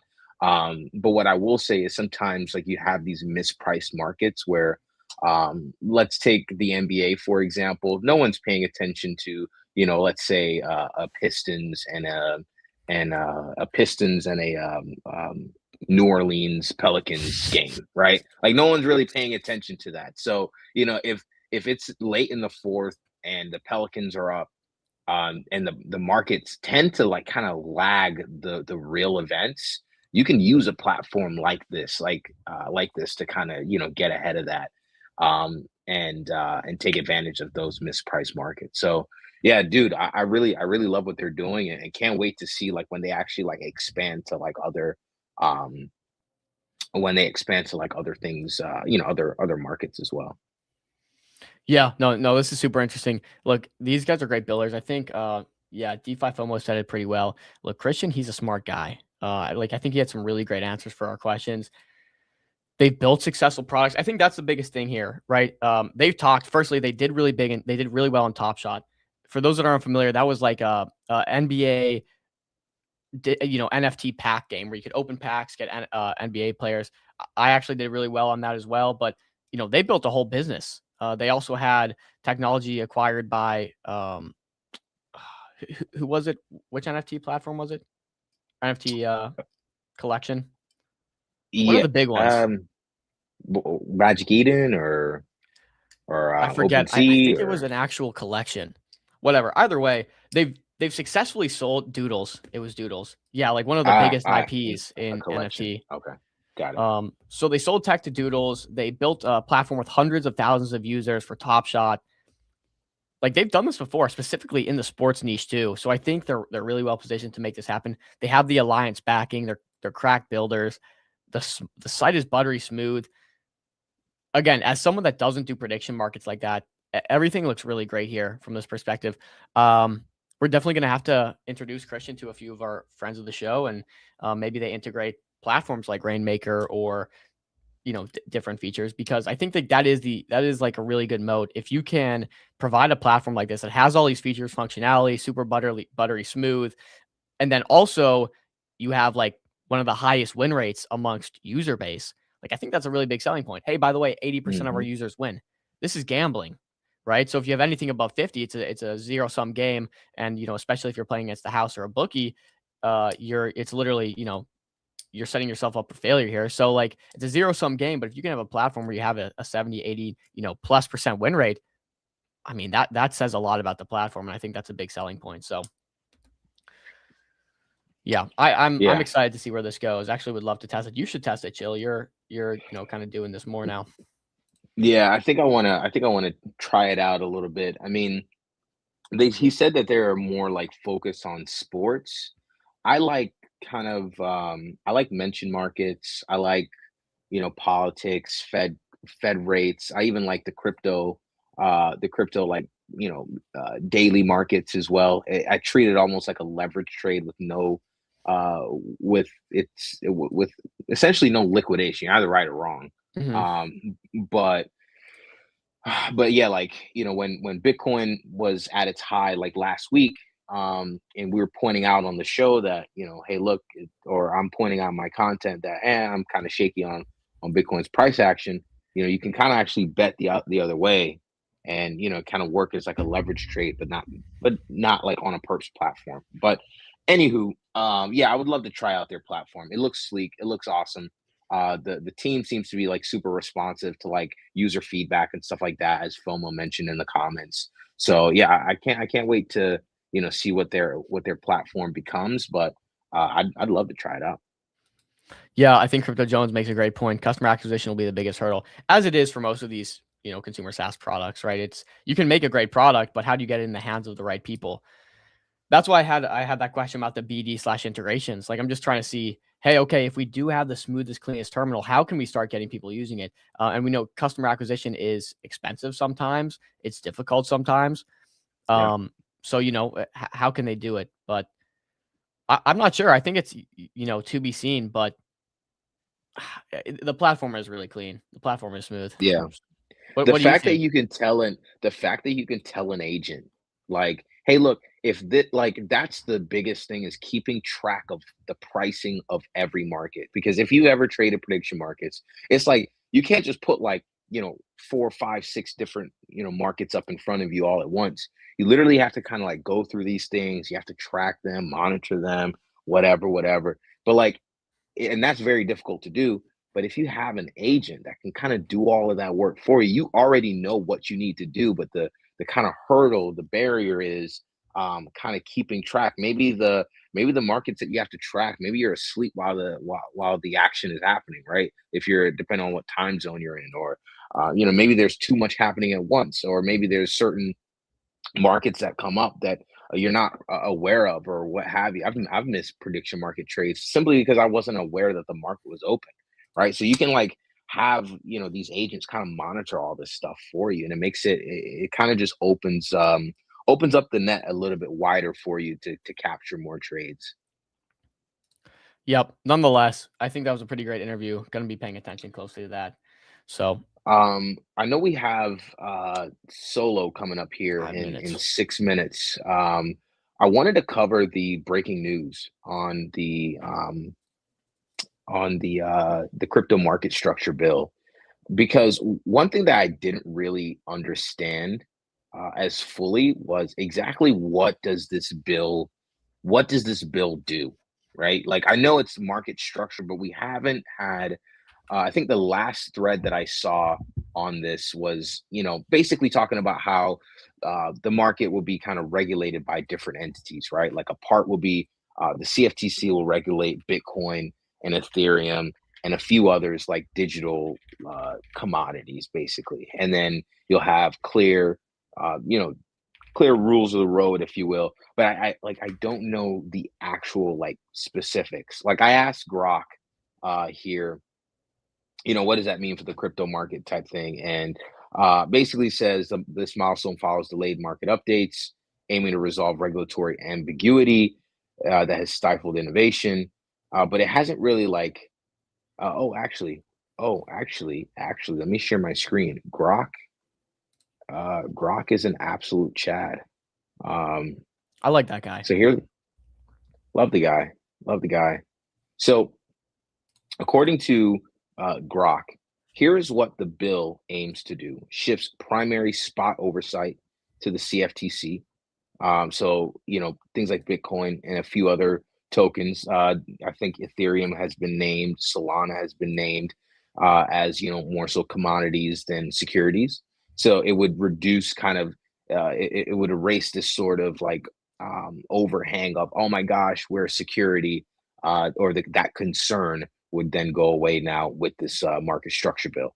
Second, it creates rules and registration for intermediaries. So commodity exchanges, brokers, dealers, custodians, they'd all fall under the CFTC supervision, which is what we want. It's what the crypto industry has been asking for quite some time.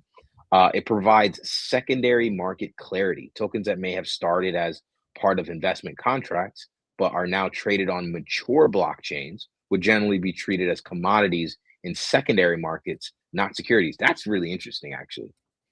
reducing SEC enforcement for ongoing trading. So essentially, like all these tokens that are traded on secondary markets, they won't be securities, they'd be commodities. They'd be under the CFTC. So again, like that whole overhang of are we a security would essentially go away.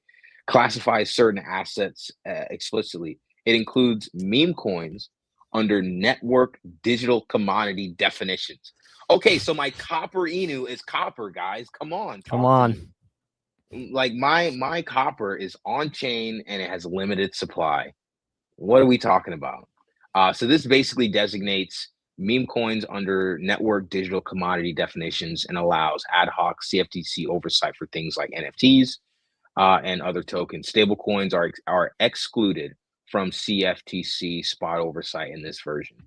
Oh, wow. Offers protections for developers in DeFi, enhances consumer investor protections. Let me read this section. Stronger rules around fraud, disclosures, intermediary conduct. Maybe they get CZ, dude. Look, that's what I'm saying. Goes back in. Trump's gonna have to pardon him again. Can someone get pardoned twice? Is that a thing? Though I don't know. How does pardoning work? Does pardoning like clear you from the past? Obviously, it can't clear you for the future, right? I thought it was once for all time. I think it pardons you from everything you're caught up in and everything you've maybe done in the past. But if he goes and commits another crime, I mean, he's got to get locked up, right? Now the cops are gonna come and they're gonna be like, "Wait, CZ, you're under. You got the get out of jail free. All good, brother. Card. Carry on." But cool. No, that's a really good update. I was tracking that earlier this week, saw that they delayed it initially, but they came out on Thursday. So that's awesome. That's awesome. Love that. And on the same day, the biggest bill for crypto was passed. Bitcoin absolutely nukes in Bitcoin fashion. We love it. Yeah, let's look, and we got Usman from Oro, and we got some Solomon Labs team coming up, talk about their partnership and some recent updates. And we're gonna ask him, we're gonna ask Usman specifically what's broken here, because this is nuts. I think I was looking at gold and silver today. I mean, they had gone from down 12%. Silver was down from its highs of 121 to bouncing to now back at 114%. So it's down 12%, bounced 7%. Again, these moves are gold specifically. These moves are the entire market cap of Bitcoin and crypto in general. So watching this happen is just insane. 9% move down there, already recovered for 5%. We see, of course, like the NASDAQ taking a plunge, down 1.6% on the day. S&P down as well. Dow Jones down as well. All recovering kind of nicely. One thing is not recovering nicely yet. Yours truly. Bitcoin. Oh my God. Our digital gold, analog gold, is outperforming Bitcoin by margins never seen before. And we're just sitting here nuking on Bitcoin as expected.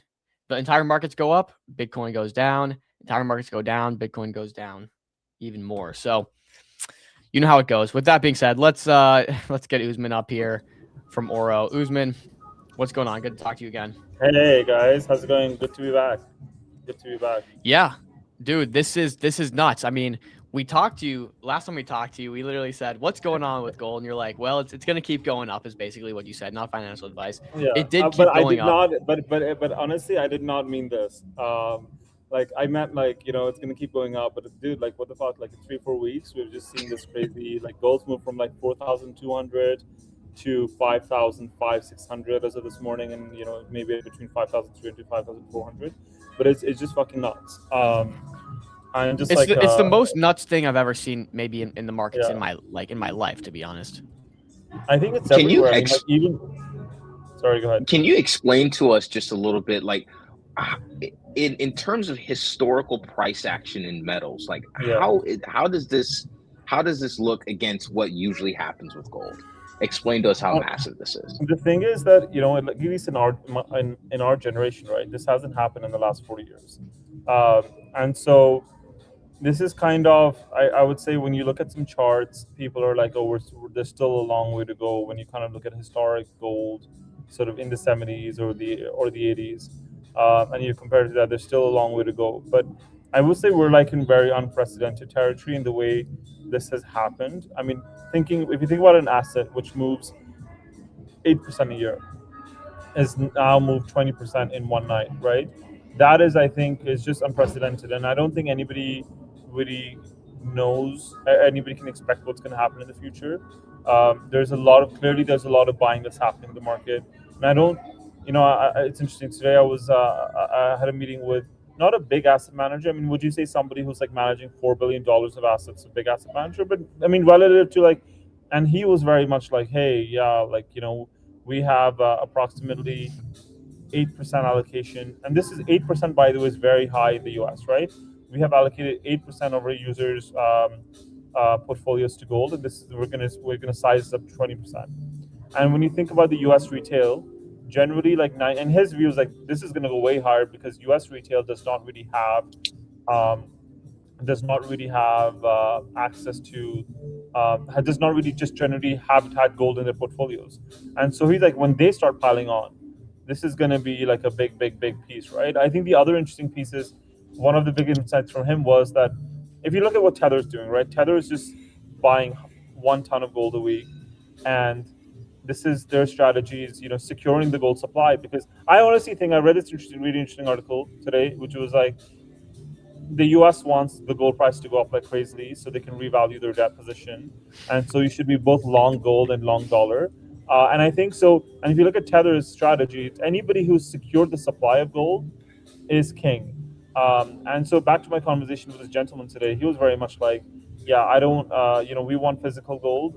We don't want ETFs at all because who knows what's behind the ETFs. So honestly, we're in very interesting uncharted territory. But I do still see the price going up. I still think, we're going to be at $8,000, $10,000. Whether it happens in the next month or whether it happens in the next 2 years, I don't know. Like now, nobody can tell you that. It's funny you bring that up. We actually had that discussion literally earlier today on show about the debt and how gold plays into it in that whole situation. So it's fascinating. We're also going to be like educating ourselves a little more on it in the upcoming days and weeks because it is just like it's mind blowing. Nonetheless, Ranga, you're with us. How are you feeling, dude? Doing great. How about you guys? Almost as good as gold. Well, not today, but No, we're not quite doing as good as gold ever, I don't think. But we're doing good. We're doing good enough, and that's what matters. We're happy to get you guys on here. You guys just struck up a deal. We need, all the Solomon updates. You guys have been a little quiet recently, but coming back with a banger. I think audits are done.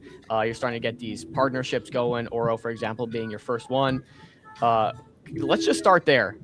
Usman, you partnered up with Ranga and Solomon Labs to, help yield and everything with gold and the trading volume with people coming through your platform. Can you tell us why? Why did you think this was a good partnership? Who approached who? How did this come about?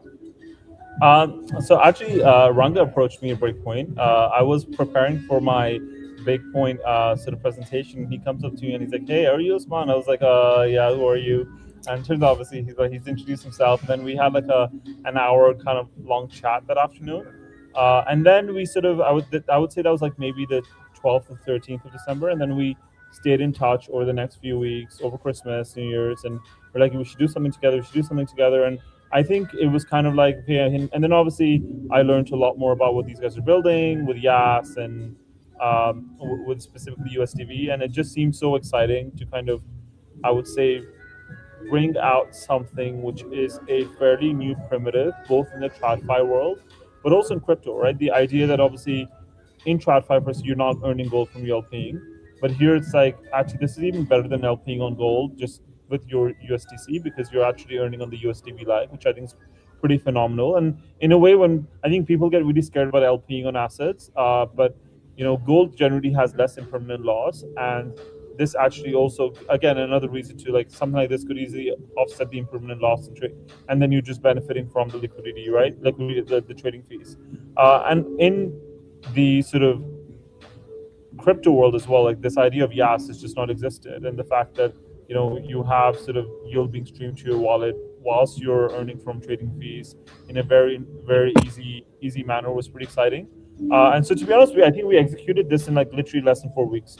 It was an idea between two founders, and we're like, let's go do this, and we've gone and executed well, and well, I think the I mean, I'll let Ranga touch upon on some of the sort of high level numbers since yesterday, but I think we've all sort of been really excited to sort of see the response.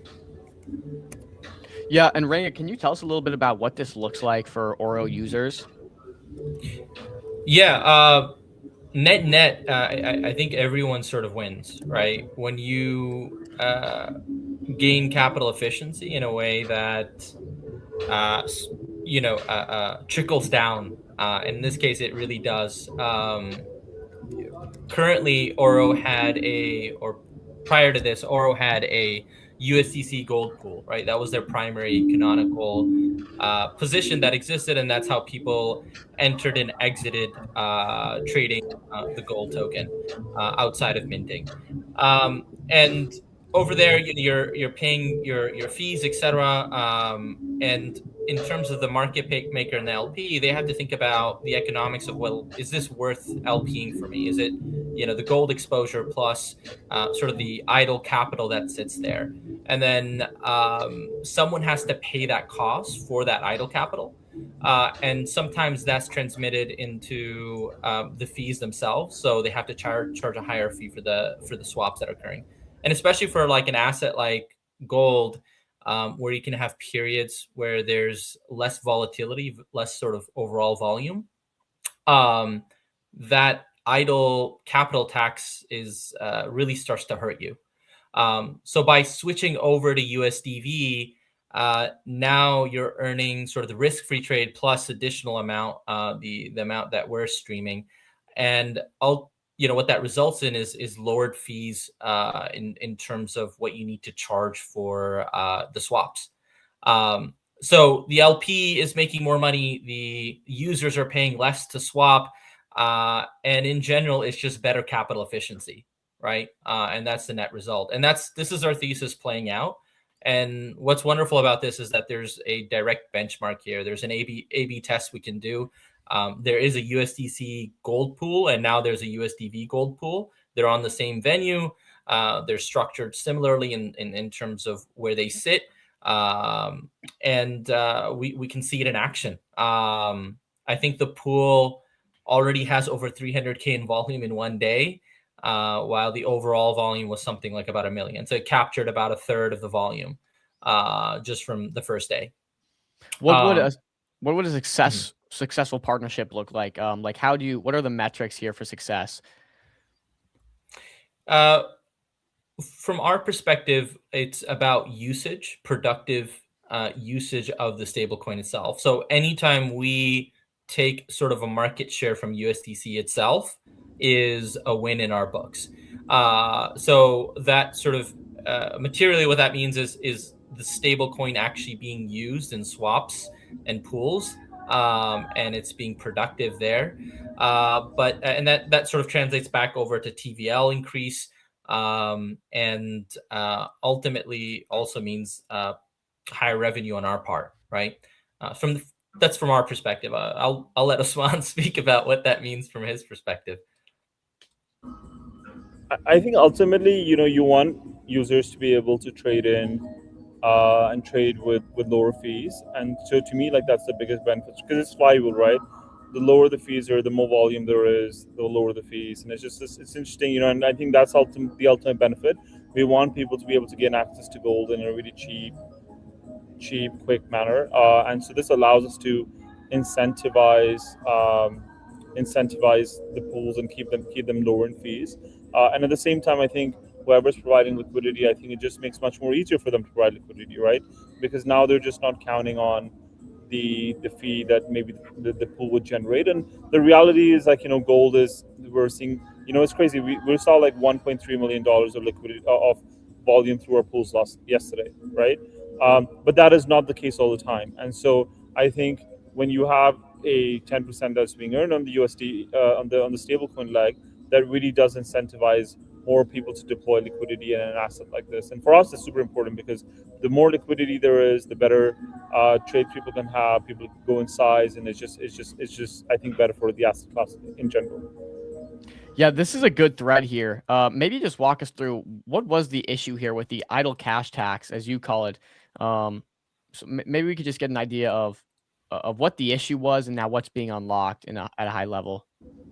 Yeah, I think when you kind of think about, like, let's say a lot of the liquidity that we have right now is protocol deployed liquidity, and at some point, there's a risk of impermanent loss, but also as the way the gold market operates, your pool might be taking a loss at some point, right? And so there is the eventual sort of provision of liquidity is never fully. It could be slightly profitable, but usually you're kind of making a loss, right? And so when I then actually we're like, okay, now it's all the same, but now my stablecoin liquidity is earning me an inherent yield. That those economics change a lot, right? And that just means that the liquidity that I'm providing is also sufficient, and this whole operation does not need to be. It's important for me. It's like such a core critical component for me, for us as a company, but also it doesn't need to be loss making. And I think that's really, really interesting. And so the idea would be for us over time, we grow this pool, we grow the size of this pool, and we deploy more of our own protocol liquidity into USDV. Yeah, no, this is super awesome to see. What has the feedback been like recently from the Oro users, and then I guess also from the Solo users who are seeing this partnership? I'd love to get those thoughts. I think it's been a day, but already some incredible feedback on, the community itself being excited about seeing Yas rolling out. We've been talking about it for the last month or so, but seeing it actually live in action in production is massive. And I think it'll feel a lot more real as more access, it becomes more accessible in the sense of letting in more retail users, LP as well. But more importantly, also when we unveil our stats that track the growth of Yas, metrics like volume, yield distributed, also sort of like productive stablecoin, or what is this productive stablecoin, and what it means to be a productive stablecoin. So I think there's been a lot of, in general, I think there's been in CT, there's been a mistake in the past of labeling certain things as stable coins when they were mostly just tokens that represent funds, right, or fund returns. And so seeing us sort of break out of that framework and mold that people had sort of placed on us is important, because now you're seeing our stable coin actually in use and competing against USDC. Yeah, the feedback's been great, and I think we're going to get, Usman and I are carefully monitoring the pool, the variables, sort of the parameters that are set there, fine tuning those to maximize sort of efficiency there, and how it benefits the end user on the Oro side. But we'll look good to see a lot more in this coming week as we make that information legible to the public. So you guys are going to release that information? Yeah, that's going to roll out over the next few days, like a public dashboard that sort of covers a lot of what I just talked about. Sweet. Usman, you have something? Yeah, I mean, the feedback's been pretty amazing. I actually think Solana is like one of those ecosystems where the community really likes cracked founders working with each other. I think, Solomon has they obviously have a token out there, so they have a really sort of great community of people who are supporting them, and whether it be the metadata community or whether it's the sort of base that they're building out. And we're quite fortunate in the past week. I mean, we have a good community, but also gold is really hot, so there's a lot of eyeballs. So I think there's just been people sort of see this as quite exciting, sort of a natural sort of, and it's not just a product that or something that the devs wanted to do something without. It's just to sound cool, right? This is actually, I think, something that's solving a problem, something that's much needed. And so the feedback's been really, really, really positive.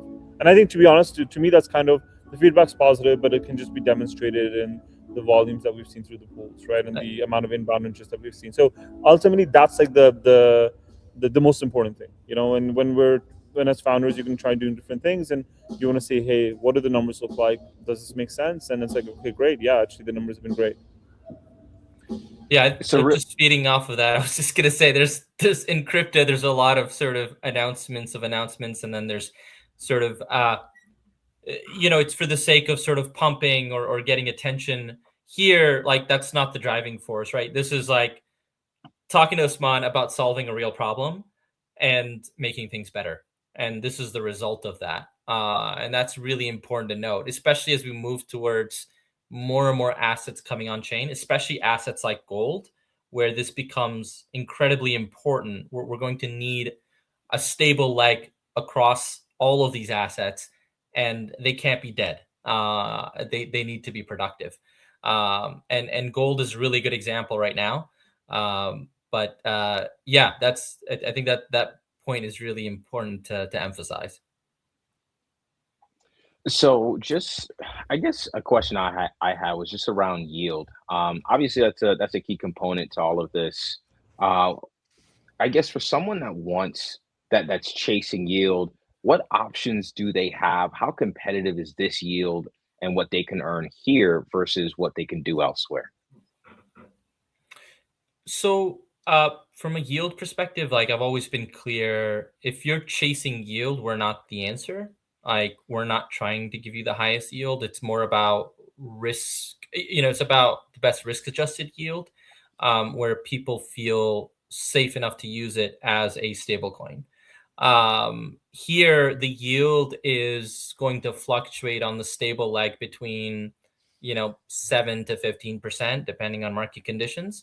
And then, so that's sort of the yield you would expect. And then on top of that, the fees, the fees, right? So that might be between 3 to 6%.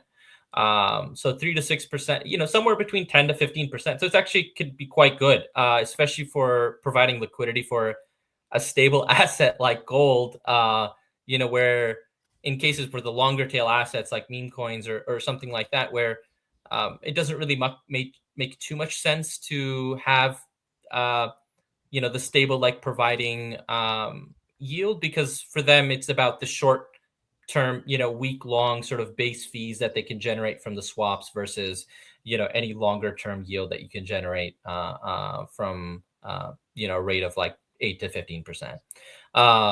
So to answer your question directly, like this is about people, protocols themselves who are deploying liquidity, or institutional players that want to come and deploy liquidity, have exposure and earn good yield, right? Anywhere between 7 to 12% seems like a good good yield, especially for the risk that you're taking on with the exposure that you have.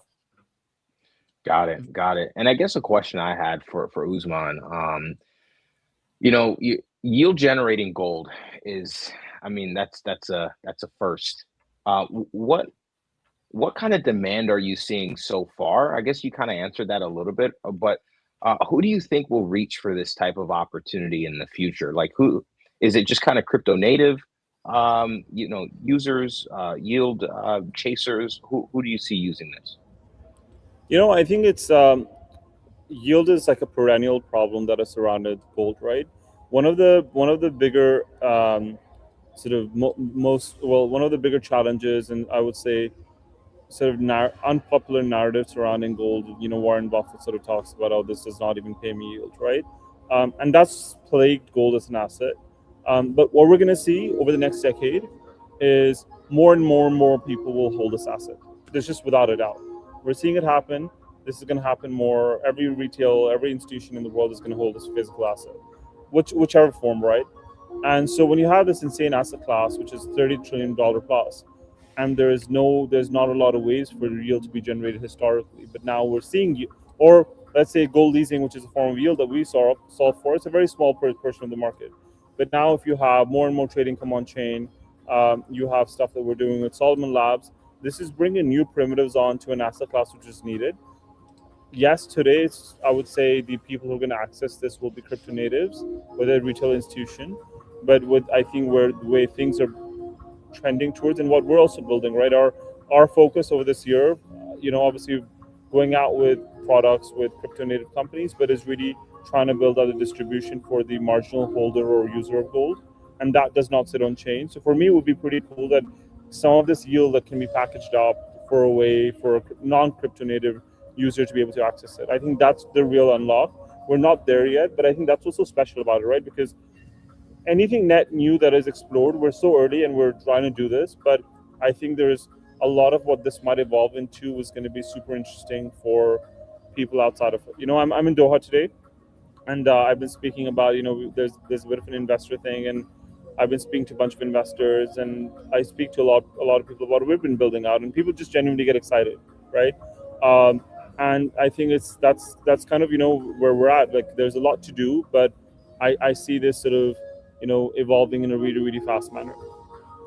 Yeah, I had this sort of thesis around. I mean, just crypto in general. We're very user focused, right? That's the whole. We're building an entirely new financial system, and what will power that is users. So I think having these new products that have these innovative offerings that haven't been seen before, that can be trusted, will actually be huge for any users that adopt this technology over time.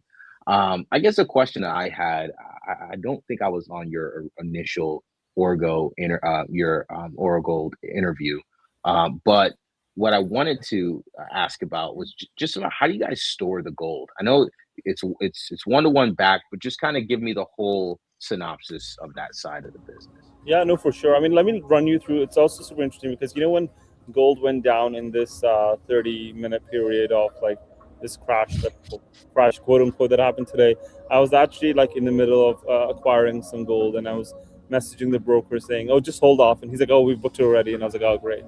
So I think we booked the gold in the middle of this, so we've not made a loss there. But generally, the way it works is that we always acquire the metal first. So you have to, if you think about stablecoins as well, you have to first have the backing before you issue them, before you mint the token. So first we acquire the metal. We acquire the metal with a broker, qualified broker. We also have a brokerage firm that we could theoretically use, but we work with a qualified broker to buy the metal, all verified, all the right sort of certification. Once that's done, that gets vaulted in our vault with Brinks. Brinks is one of probably the largest custodian of physical gold in the world, and that gets stored with their vaults. Once that is done, they give information to us. It's only then we sort of mint the equivalent gold tokens. So it's always physically 1-to-1 backed. It's held by third-party custodians. And then you don't need to just trust us. We go through this very intense, cumbersome, detailed process with one of the world's largest professional services firm called RSM. And they independently confirm that all the assertions that we've made are true. And those assertions are not just, hey, on the 31st of the month, does the gold tokens equal the amount of gold? But actually, when was the gold acquired and when was the gold tokens minted? So they also check that, and then they're basically able to verify that, because that's also very important, right? You need to not just be 1-to-1 backed on a specific day, but consistently your process needs to follow a very sort of institutional framework. And then it just needs to be held by third-party custodians who kind of do the custody for everybody. Got it. That makes a lot of sense. Would love to cover some updates outside of these partnerships that we just covered here between you two. I would love to cover growth, Usman. How has growth been for Oro recently? Obviously, this partnership's brought in some good trading volume recently. We talked about those pools, but how are things coming along? And if I can also add on to that question, talk a little bit about TVL, how that's grown, since launch as well.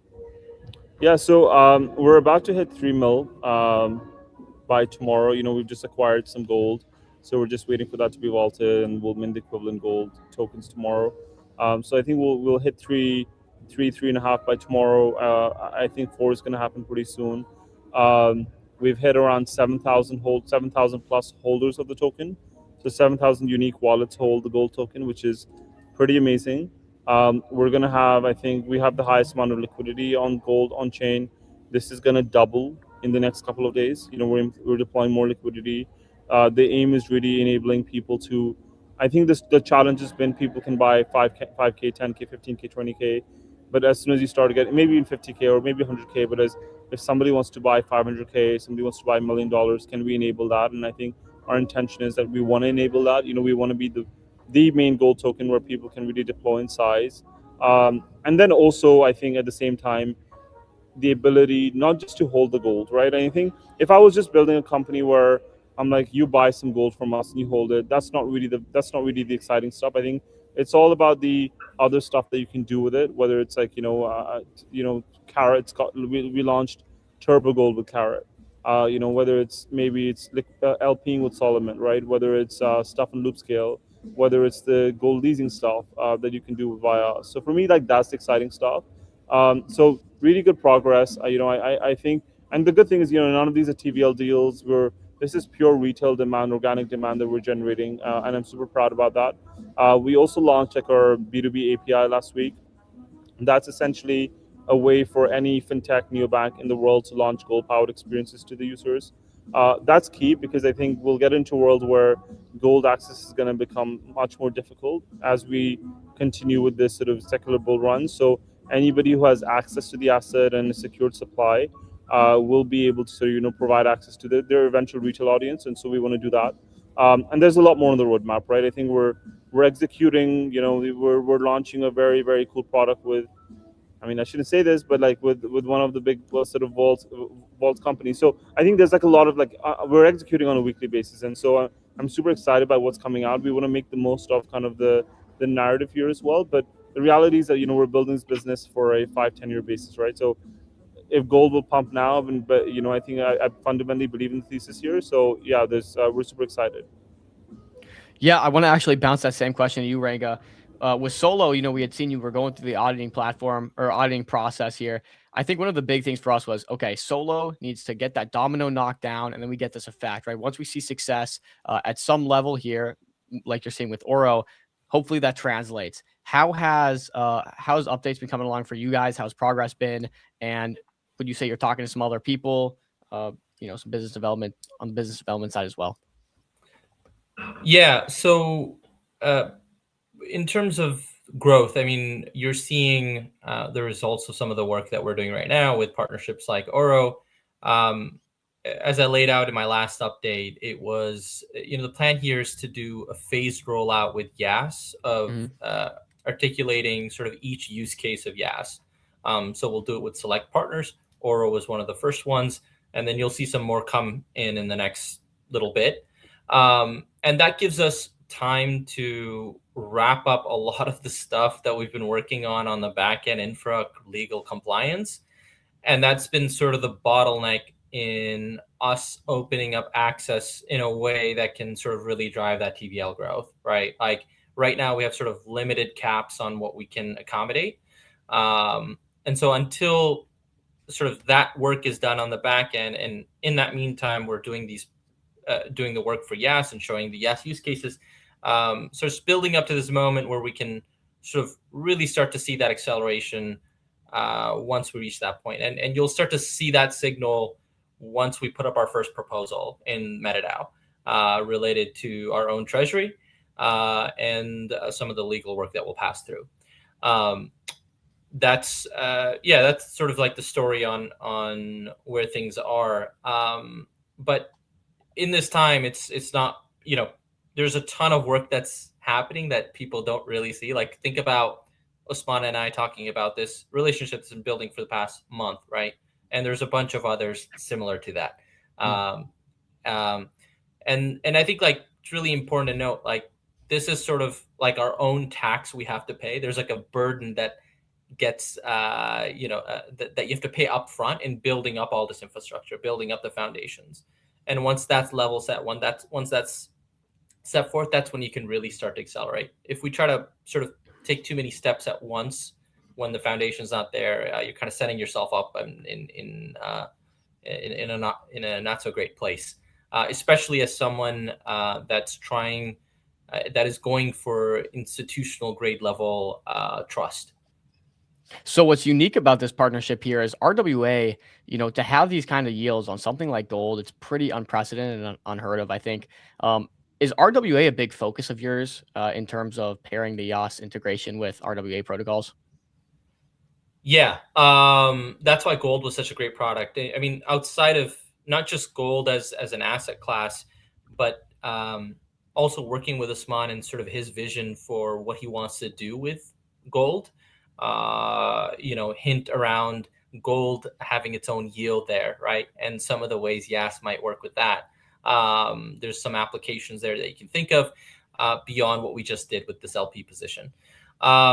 So our goal, like where Yas really makes sense is where you want deep liquidity for blue chip style assets or RWAs where there's backing, where there's sort of price stability, and it's not sort of pure meme mechanics and volatility. So definitely, as more RW assets come on chain, those are the types of assets we want to work with, or that's going to be a key place where we partner. And that's just on the LP side, right? That's not even talking about neobanks and treasuries and all the other various ways Yas is going to plug in. Great. I don't know. I think that covered most of my questions. This is an awesome partnership. I think it's a great demonstration for both products on just how much money you can make holding gold and how holding these valuable assets can be beneficial and what unlocks you get from these DeFi mechanisms. And I think, like I said, this is like the domino effect for Solomon here as you integrate further into other products. So guys, it's a pleasure talking to you guys as always. Any closing thoughts you guys want to drop the people? Go in LP Gold and USDV. Come join us. Sweet. Exactly that. And we'll have some more, I think, announcements hopefully the next couple of weeks just around this as well. Got you. And Usman, are you traveling right now? Is this the airport? And no, I'm like in a hotel, but I'm like my flight's in like 3.5 hours. So yeah, I'm flying out of Doha tonight back to Dubai. There you go. Okay, well, safe travels. Thank you. Thank you. Usman, All right, guys, it's always appreciate a it. pleasure. Peace, guys. Always a pleasure, guys. Take it easy. Bye. Sweet. Awesome. Look, dude, 3 to 4% on gold on chain. Huge. Well, and then plus the 10% that's really been being able through this Yas integration. That's like really unheard of. And I think then you heard from Usman that he's interested in these DeFi capabilities where you can maybe even loop that through. Look, holding gold is important to have as just an asset in general, let alone earning, 7 to 15% yield on it.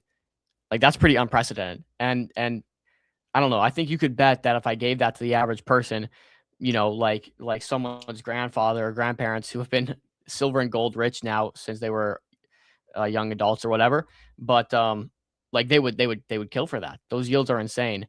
The question is, again, it goes back to what Crypto Jones said. Same question with Grandmaster, and it does seem like Oro's picking up good volume. They said he's got about 3 million in the vault right now, which is pretty cool. But customer acquisition, right? It's not that this product is lesser than some of the more popular products or not as good. It's just people are unaware. So how can you make these people that hold large amounts of gold aware of the fact they can earn pretty incredible yield on it? That seems to be the question, the crux of the conversation. But super, super cool integration there. I love Solo, and of course Oro is super cool to see too. Not a tradable Oro token out there, just the gold, but Solo is tradable, and I think that's a great partnership. What happens when the narrative digital gold turns to just actual gold, but just accessed digitally, like with Oro? Like, what happens to Bitcoin when people realize that they can actually own real digital gold, not just like Bitcoin? Yeah, and you can hold it in a vault. You don't have to worry about keeping it at your house or in a safety deposit box or in your own storage system. It's a nice feature. I'm of the mindset that I love to hold my own commodities. Like I like to hold on to those physically, whether that's in a safety deposit box, in a safe, just wherever. Obviously, I'm not going to be sharing where I keep those assets. But what's nice about Oro is you can actually get those physically as well if you reach out to them. So it's a pretty crazy thought, but dude, 10% plus yield on gold is just nuts. It's pretty nuts. And like you said, it helps offset the impermanent loss.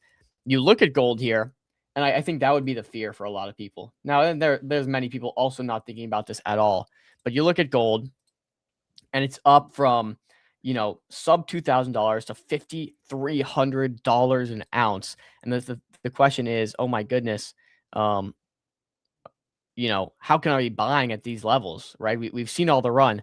And so what's nice is if you're getting an APY and return of 10, 11, 12, 13%, 7, 8, 9, 10, 11, 12, 13, 14, 15%, whatever it might be, you can take a trade here, you can have that gold, and you don't have to worry about the drawdown that you might see, right? If you get a 10% drawdown to 4,700, like you're still factoring that impermanent loss for that impermanent loss, and it's pretty cool. So I don't know. Hey, if you're getting into gold, this is a very good option. They have big auditors that audited the platform, so from a safety perspective, I think it's pretty much as safe as you're going to get for digitally holding gold. Yeah, something that I've been thinking about, especially like I'm very, I don't know, I know you've been in like financial markets for a long time, but for me, I've been trading full time. Dang, what's it been since like August 23? I came into crypto in 2021, but I wasn't like actively trading. I was just, crypto, freaking trading Ponzi's and being on Twitter and stuff like that. But like I really like took it seriously and started trading full time in 2023 back in the ETH days. I think that was actually no, it was Q2, I think, was when I got like really, really serious about trading versus just making content around crypto. And so it's only been like 2-3 years, or about 3 years, coming up on 3 years since I've been like trading. And I just been like thinking about my journey as a trader. I trade what I can access on chain. The part about crypto that I love is I have equal access to all opportunities, but that's only limited to what opportunities are available on chain, right? We had the DeFi, we had the meme coins, we had the utility, the VC scams, but now we actually have real offerings, stuff like digital gold, like real digital gold. And I just find that that's like really impressive to me. That but it does also it forces you as a trader to, now you do have to consider what's going on in the metals world. If there's a bull market in metals and you can access metals, are you going to say, oh man, I'm my ICM bags are hurting, or my ownership bags are underperforming, or my meme coins are getting nuked because gold or because metal is outperforming? Are you going to just stay in that stuff, or are you going to go to where all the money's at? Right? Like that's what we do. Like if in crypto, if there's a meta, there's an AI meta, we're gonna bid AI coins. If there's a meme coin, frenzy, we're gonna bid some memes. Like if there's a metals meta happening right now, are we gonna stay in crypto? We're gonna bid some metals, right? Like on Hyperliquid, you can literally long silver. It's been a free long for like 21 days, or not even, like longer. A long time. A long time. Long you know time. what I mean? But I think the market on Hyperliquid just opened recently, but literally like you can earn, so you can like literally like get a piece of these gains that's happening. It's a bull market in metals. Don't ignore it. Don't complain about it. Like get involved. And now that we actually have access to these opportunities, it forces you to learn about those markets and get better as a trader. So that's what I love the most, man. On chain just kind of open us up to many other opportunities, and Oro Gold and Solomon Labs, they're literally a piece of helping us gain that access. So I love what they're doing over there. Absolutely. Now, I don't know, I was trying to look for our schedule. I'm not sure what we have coming up Friday. If it's a Trader Radio, do we have anything Friday? So we don't have it like anything on the schedule for Friday. Friday was completely open. I was thinking about doing like, a little informal thing tomorrow, but that's still up in the air at this point. So I'm down. If you got I was thinking, just an hour, chill with the homies, talk to chat a little bit, no interviews. Honestly, guys, like like that's my favorite part of these streams. Like, I love talking to, founders, crack devs, huge guys with, crazy backgrounds in technology and AI and all this stuff. I love that. But, what I do love a lot too is just chilling out with y'all, Ave, the King's Mentality, Crypto Jones, like, all the new faces, Shelly Bands. I don't think I've seen you. I don't think I've seen you here. Oh yeah, man. Shelly's an OG, man. OG. Like, oh no, you know what? I do actually recognize the PFP. Mhm. But yeah, just I like chilling out with the homies, man. I like getting to know you guys, like, trading with you guys. What are you guys looking at? Like, how are you approaching markets? How are you feeling? Are you bullish? Are you bearish? Like, I like talking to y'all. So yeah, we might do a little informal stream tomorrow, something light, a little hour, nothing too crazy. Talk about what's happening with Bitcoin, watch it nuke further, talk about what's happening with metals, watch it go up even more. The So usual. yeah, the huge. Well, then I was gonna do, like the 41 things I believe about crypto, but we can save that for tomorrow. I think that'll be a good like talking conversation piece. As for today, I got a few things we can save for tomorrow then. As for today, maybe we just cover the weekly Alpha Vault, everything that's kind of happened over the week. Give people an update there. If you have any last minute things we can cover, we can rock those out for the last 30 minutes, an hour, however long we're on here. And then we can save, I don't know, I got a piece on the new Collateralize update, the new Collat update here. I got a piece from JW on Umbra, and I got a piece from ZAuth on X4028004. But these are all things we can save for tomorrow if you want, or we could go through some of those today. Your call. Yeah, let's save some of like the talking point stuff for tomorrow. And maybe a couple of the updates, and we can talk about, but then we can riff through some stuff here to close out. Okay, cool. I'm gonna just bookmark some of these for tomorrow then. Boom, boom. But yeah, guys, man, I love hanging out with y'all. I love just talking about markets, bro. Like, that's I got a little annoyed earlier because people were like, "Oh man, you're trading Copper Inu." Not annoyed, but like I was just like when I posted about the whole Copper Inu thing, and people, "Oh man, like industry isn't serious anymore." I'm like, really? Like we're just traders, man. Like that's all. I'm trading whatever I can trade on chain. That's the whole reason why I'm here. You know what I mean? I love talking about these markets. I love trading these markets. It's literally the freest market out there. On chain is the best expression of capital that we have. I love it. Love this stuff. But yeah, what do you got?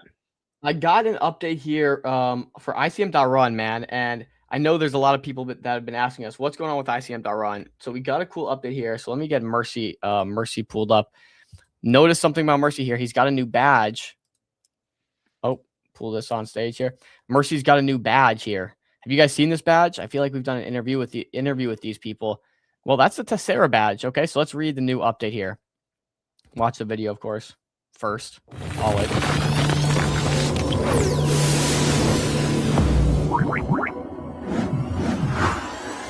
I look like one of those SpaceX. That looked like one of those like Nerf gun. You know those Nerf guns with bigger missile things you can shoot? Yeah. That's what that looked like at first. But nonetheless, so we see there's a Tessera partnership with ICM.run and Tessera, one of the incubations. Let's see what this entails here. We're proud to announce that Tessera PE is joining the ICM.run incubator. We know Tessera is tokenizing pre-IPO stocks, SpaceX as an example. Trade real exposure to SpaceX, OpenAI, XAI, and more on Solana. No KYC, private equities for everyone. Huge narrative, super sick. Again, Chill talked about this earlier. He said, I trade on chain. And I love that there's open access to anyone who's trading on chain. And this is just taking it a step further. You can literally not trade this unless you're trading on chain. Robinhood has SpaceX and some of these private IPO companies, pre-IPO companies you can trade, but it is on-chain rails. And so it's really interesting that maybe the next wave of investor, the only way to get access to some of these private companies that we know are staying private for longer is through on-chain rails, which is super interesting. Obviously, Tessera is doing it. We have a great conversation with them before. Mercy, private equities outperform public markets by over 4% per year. And I think depending on what sector, probably a lot more too. A lot of these private companies, the Kalshis, SpaceX's, some of the AI companies are just outperforming by a large margin. But it's locked behind high minimums, accreditations, and slow settlements. Again, you can't invest in these unless you're an accredited investor, right? You are barred. There is barring to this. Tessera changes that. Permissionless access, 24/7 trading desk, instant settlement, real pre-IPO exposure, now open to all. What's so cool about Tessera is their team is actually stacked. I'm not gonna lie. Like they have history in the public markets, in the private markets, private sector for a long time now. So they're beasts. How it works: authentication, authentic secondaries, token 101 as a T token, T SpaceX, T OpenAI, Tessera. Fair launch on Meteor Alpha Vaults. T token is tradable in real time. Claim post IPO in stables by burning T token. Key benefits: true economic exposure, pro rata redemption on IPOs or exits, on-chain transparency, deeper liquidity, plus better initial discounts and competing competition. Liquid pre-IPO investing simplified. They are rolling out a comprehensive point system. You can now earn a few just by signing up and referring some friends. We'll be dropping more info here. Plus, we'll be awarding out some NFTs if you join the TG. So this is all nice and great. How does it benefit the ICM token is the initial question. I think we talked about how Mercy will be, or ICM.run will be incubating a few protocols that will be driving some of their revenue generated to the ICM.run token. This obviously seems to be one of those. I think if you're not picking up on that by now, I don't know what to tell you, buddy, but this seems to be one of those. We know Mercy in the past has even said, we're very interested in access to private equities. And so this is doing that. So super cool update. I don't think there's anything more to add on that, but I love to see it. Good friends with Tessera, good friends with Mercy and ICM.run, the whole crew. So this is a really cool update. And in direct response to that, we see the ICM.run token is of course pumping. There is no Tessera token. Remember this, there is no Tessera token, which I think is maybe the most interesting part of this. How do I get exposure to Tessera's upside if there's no Tessera token yet? Well, ICM.run may be the answer. If you want exposure, you trade ICM, you hold ICM. That I think is a pretty interesting angle. So that would here, be, that would be Yeah. new. Yeah, that'd be interesting. Obviously, it depends how successful Tessera is, but private equity coming on chain is a huge unlock. Huge unlock. Same question. Customer acquisition. How do you get people using it? You can have the greatest product ever. You just need to find that product market fit and customer base. So this is awesome. And again, we had conversations with them in Abu Dhabi. It seems to be that's where ICM.run and Tessera really hit it off. But we had conversations with them at the Meteora event, met Dhabi, and up in Abu Dhabi. So that was pretty cool. Really, really smart team. Great conversations there. You guys can go watch this on YouTube. We also had an interview not too long ago on Twitter as well.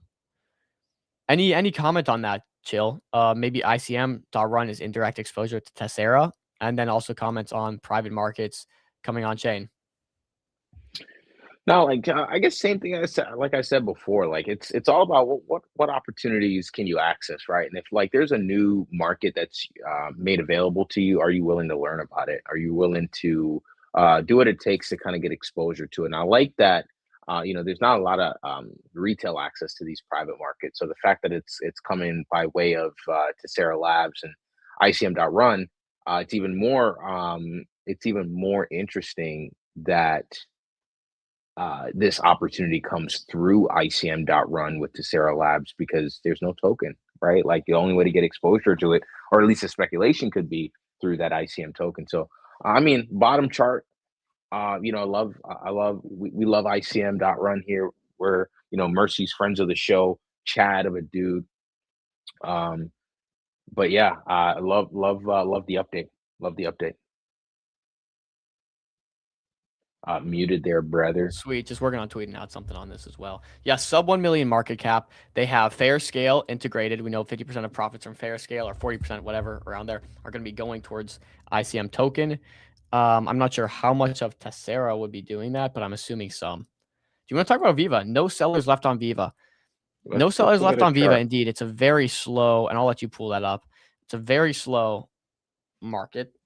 Again, just a slow moving process. They're getting a lot done behind the scenes, right?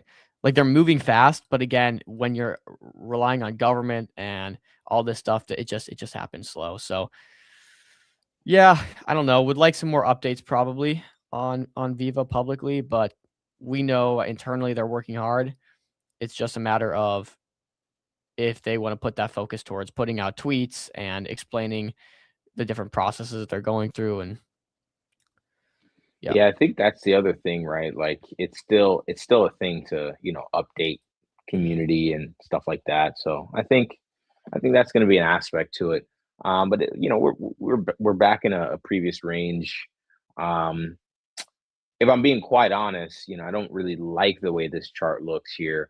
What I'd want to see is just at least a little bit of reaction here off the 2 mil zone. But we love Viva. We know that, as far as like the fundamental side of things is concerned, we know that is as solid as a rock. But I think the market has showed time and time again that they're willing to ignore fundamentals. If the market valued truly fundamentals, then CLED would be, you know, in a much different stratosphere by now, right? Like Orgo would not be at 5 million market cap. Like if this market really, and again, I keep bringing this up, but going back to the serious industry comment, if we really were a serious industry that really cared about these things, we'd value them at much higher.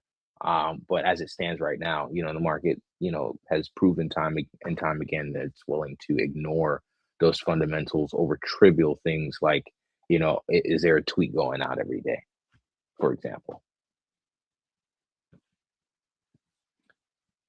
But yeah, no, Viva looks good here. As far as like, for a long-term bid, it looks bottomed.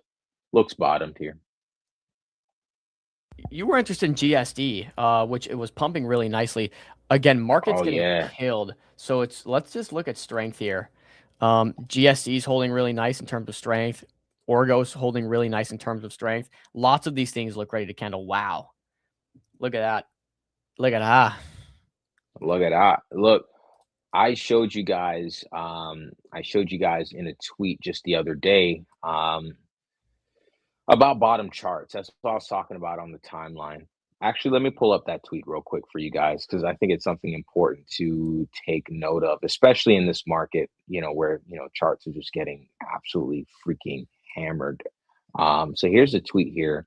I said there are some clean bottom charts right now. Bad Bitcoin days tend to lead to great projects selling off and giving opportunities for smart money to position. But these sell-offs, they typically make you question the narrative, the attention these things could attract, or if the chart would ever reverse. This is where the R&R is the most attractive. When uncertainty is at its highest, sometimes you have to be the buy that you want to see. Scared money doesn't make money, right? And lo and behold, GSD was one of the tokens that I mentioned, just in terms of just looking like there's a nice little bottom forming. Which one was the GSD chart? I think this one was the GSD chart, if I'm not mistaken. No, that looks like the Sol Tomato coin. I think this was the GSD chart here. And as you can see, based on this post, kind of like forming this sort of bottoming. This got this bottom forming, and that's exactly what we're seeing playing out right now. On the GSD chart is this basically bottom that's forming here, and it's looking like it's about to go absolutely insane. And I believe from what the dev mentioned the other day in one of his latest tweets, the dev mentioned that I think there was an like he said, he actually mentioned Orgo. He said he's going to use kind of Orgo as like some sort of inspiration, if you will. And he said whatever he's building is going to be one of the biggest things he's ever built. Actually, let me show you guys that tweet real quick. Here it is. Give him the alpha. He said, it actually is this. I believe it was this tweet. All these motherfunkers jumping into my tweets to complain about other devs dumping on you. I locked my entire supply for 2 years. This was not the tweet. Actually, let me give the homie a follow. This is actually not the tweet. The tweet was something different. He actually mentioned Orgo in the tweet. And I think this is a really important tweet to mention. So let me just real quick Uh, take a look at this. No, I guess I can't seem to find it. I know Cryptic, he talked about this tweet just the other day. I think it was just yesterday. He talked about this tweet. Let me see. Let me see.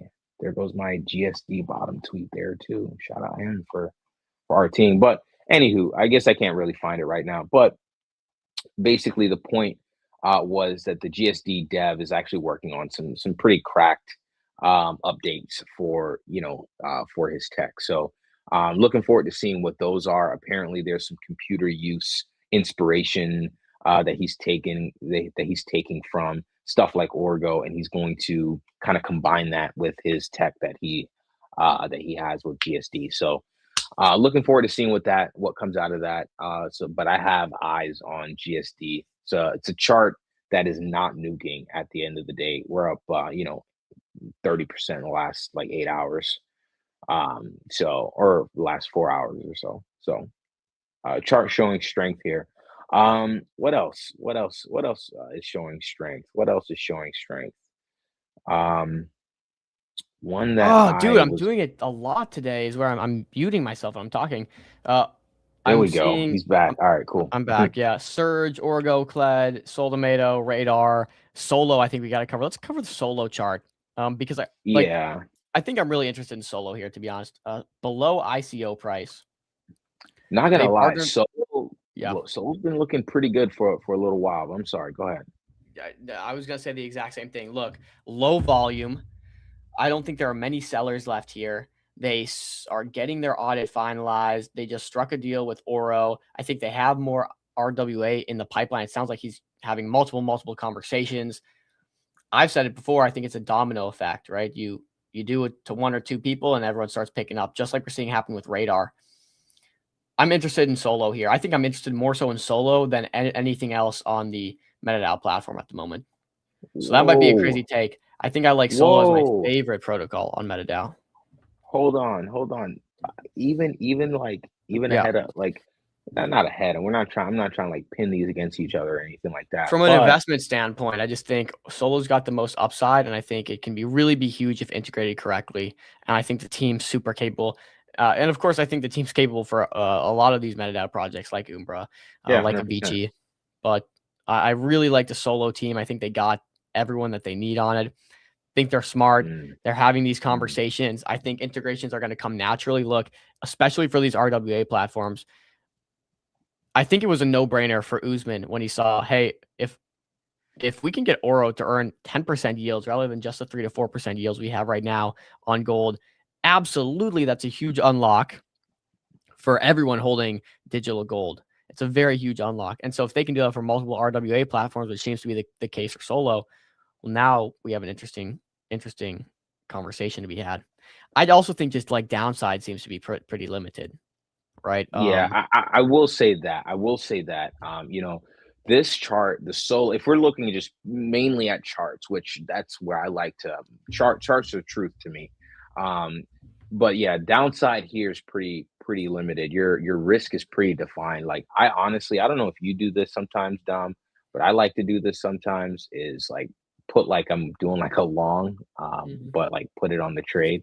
So like my downside is like here. We haven't seen, below this is based on market cap. We haven't seen below this like 17 mil market cap level since launch, since November. And we went at bat at the lows for a while now. We've been grinding lower, and it's just getting kind of wick. But yeah, like I like to a nice little all-time high breakout. Like that's really the trade here.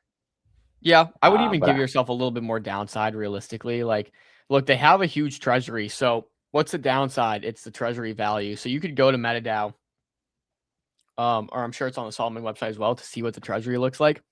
Your downside there is basically whatever the treasury is. If the treasury is at 5 million, well, it could go down to 5 million, but ultimately if people choose to liquidate, they can be made whole at that price. So if they have 10 million in treasury, well, you shouldn't be going much below that, assuming of course there is a salaries and you can play that a few months out in advance if you want to. But that's why I think the downside's pretty low. I would have to check the numbers, but again, low volume, low volatility. Plus, if you ever need to, like there can be a vote raised to to get your money. So Yeah, 100%. 100%. I'm looking on their website. I just wanted to see if like I can pull up real quick like their treasury. I don't think I can I get got their you. treasury. I've looked at this before. I talked about this in our private chat between us one time, I believe. I sent all the details on that. Oh dang, I gotta take a look. I gotta take a look again. Let me pull up MetaDAO and see what's up.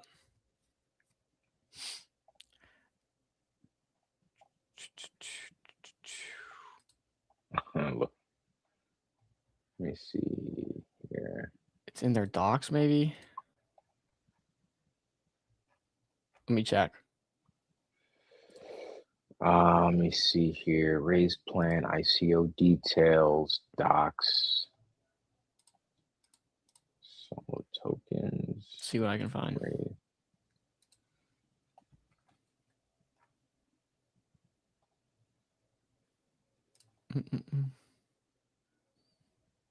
Doing some live DD for you guys here just to see if we can track down the treasury. Here, if not, I can go. Let me look in our personal chat because I did send this not too long ago.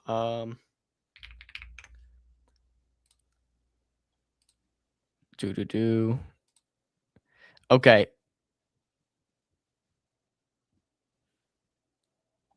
So they raised 8 million, ICO at 0.8, currently 10 million current treasury, 6.4 million in LP.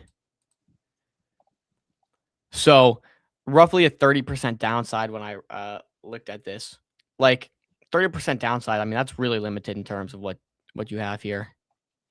Actually, I have a question for you on this. And this, I don't know if you saw MetaProfit's tweet from the other day, but I got a question for you because I kind of agree with him. You want to pull here's up the the tweet tweet here. Yeah. He says ownership coins seem to have lower volatility than other coins. Is this true empirically? Has anyone mapped this out? And the homie Rafi, he kind of like uses Avicii as an example to say, well, at 20x from ICO, it's 70% down from all-time highs, so it's still volatile.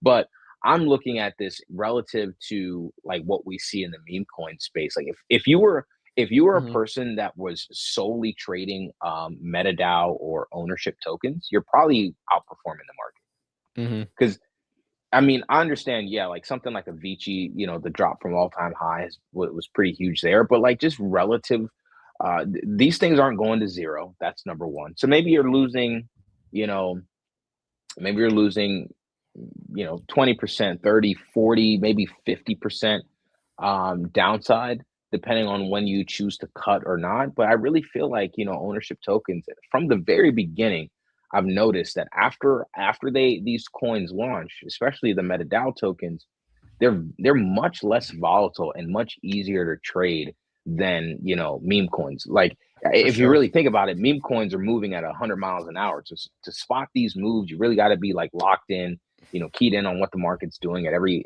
point of the day. But like with these MetaDAO tokens, it's very predictable, some of these moves. You know, like Avicii, like we called that bottom bounce.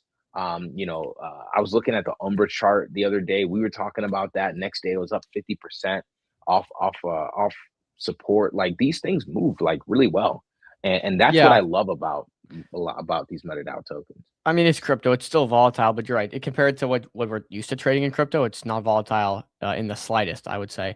Also, just more sustainable. And so I think it's like less about volatility, more about sustainability. You're just not seeing any of these go to zero, right? Which is what you see for a lot of these projects that launch. Look at Bags. You look at Bags tokens like Ralph or Gastown, they go up to 50 mil and then straight to zero. Like that's insane volatility.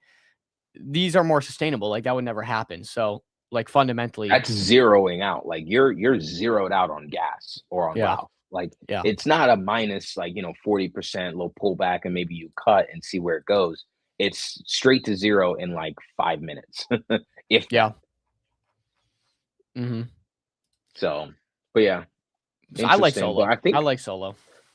here. I like Solo here as well. I gotta say, just like that tweet that I just shared with you guys not too long ago, on some of the coins that we were looking at, that or some of the bottom charts that we were looking at. If you notice the similarity, as you can see here with stuff like GSD, with Wojak. Oh man, we got to talk about that chart.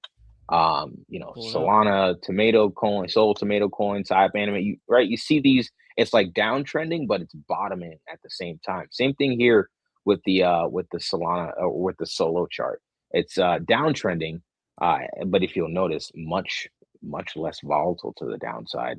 What's the downside here? Max 40%, like we just talked about. But downtrend nonetheless, bottoming, forming, and hopefully we can see this push through the downtrend and go in the opposite direction with some of the updates that they had. Let's move to Sol Tomato, yeah. Go ahead. I think I saw chat was asking about that. The Sol Tomato coin. Man, this is going to be a hard one to find, huh? Sol. Let me see if I can just tomato. Okay.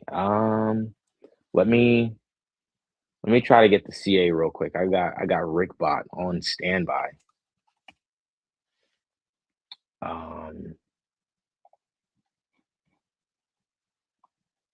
Sol Tomato. Here you go. I think this is it. Sol Tomato coin. Shout out Rickbot. All right, so Sol Tomato. Let's look at the 4 hours. See how this looks on the 4 hour. I think that gives us a good view. Not loving the price action here over the last couple 4 hours. Like, see, like we were kind of forming this this bottom here. We were kind of forming this bottom here, but it just kind of like rolled over. Like, you guys see that? Like, we were kind of forming this bottom and just kind of rolled over a little bit. Just that's when charts kind of start looking dead, when you have these just like, look at that, it's just like it fading off almost. I'm still a believer in the tomato coin though. Like the same thing that we same thesis as what was that coin that we talked about the other day that went Unicorn? Same thesis on Unicorn. We're kind of front running some attention. I think the same thing here. Maybe it takes some time to play out. Maybe this is more reacting to, the Bitcoin price action of today, because Bitcoin, I don't know if you guys have seen the chart since the stream started, but we are below 84K. We've literally taken a dive while we're on stream live. So I think that's affecting some of these charts. So not really loving this action, but at the same time, this is a pretty key level that we're still holding. So until we lose it, then I'll consider it a complete rollover. But for now, I'm still in. I'm still in for now. Think we see this again. If we're front running attention and we know that Claude and Anthropic have eyes on this particular experiment, then I'm sure attention will return at some point. All right, so we went to tomato. I love the tomato. So we went through, let's see here. We went through Solo, we went through Orgo. Let's look at the Cled maybe chart. give your take on Surge. Yeah, let's hear Cled. I think Cled's pretty cut and dry. It's like, okay, we're just clearly here. We're in a value zone. I think anything you buy here at 23 million is probably like, you get good value. Wait till they close off this raise and announce their lead investor. It's like, you're probably going to reprice. Yeah. Also, update with Street. They are going to be in batch 1 of Street rather than batch 2. So nice. That's a big update. So it's coming soon. Fundamentally undervalued here is TLDR DCA starting right now. Yeah, literally back in the range I was in Q4 last year. But that's what I say though. Like, literally, if you're trading these ownership tokens, like the price action is pretty predictable. Like, the volatility, you're keeping up with a much slower moving asset than these 100 miles an hour meme coins. No shade to meme coins, of course, I trade them, but a lot easier to keep track of. Maybe Orgo while we're on Street topic here. Oh yeah, I wonder which batch Orgo is going to be in. Probably 1, I would imagine. If Cled's doing 1, Orgo probably does 1, along with the robotics company. Banging That's it. batch one, by the way. That's a good looking chart. All things Yeah. considered, with how bad and volatile the market is, that's a really good looking chart. Yeah, if you guys notice, like, clear change in character on this chart recently. Bullish. Solana's down 7%. So 7% of this dip you've seen here is just due to volatility with Solana. And if you zoom out, right? If you zoom out, you see something that you really haven't seen on this chart like ever. It's just been kind of like this choppiness, choppy sideways. We get a pop here, we get a pop here, we get a pop here, we get a pop here, but nothing is like holding, right? But as you can see now, instead of just these like random pops in price action, what we're seeing now, and not this dead price action, what we're seeing now is like actually vertical accumulation. Chill, do me a favor. Go back to that old price action when it was just kind of chilling at like 1 million market cap. What was it down there? Yeah, about 1.5. Isn't it crazy how we've watched Orgo go from, okay, we got Spencer, this crack kid who has an idea and like early stages of a product, to getting investments from A16Z Scout, getting massive traction, just blowing up. Same thing with Kled, dude, from Avi from Kled. Absolutely cooked on Kled. And again, we saw it early days as just a vision, whereas today it's become something with massive backing from venture. Like, wild that we have the opportunities to buy these companies such early stages.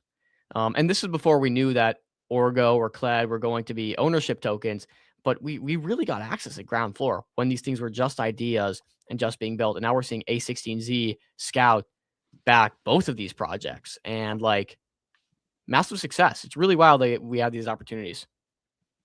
Yeah, I think it's going to be one of those ones where like when Orgo like is like it actually pops and goes like, it goes nuclear, Orgo, Kled, and some of these like Solo, Avicii, when these things go and like they have like, these 9-figure valuations in terms of circulated market cap, if that happens at some point, it's going to be one of those things like, dang, like we really like could have just bought that and held, and that'd have been a Jenny play. So yeah.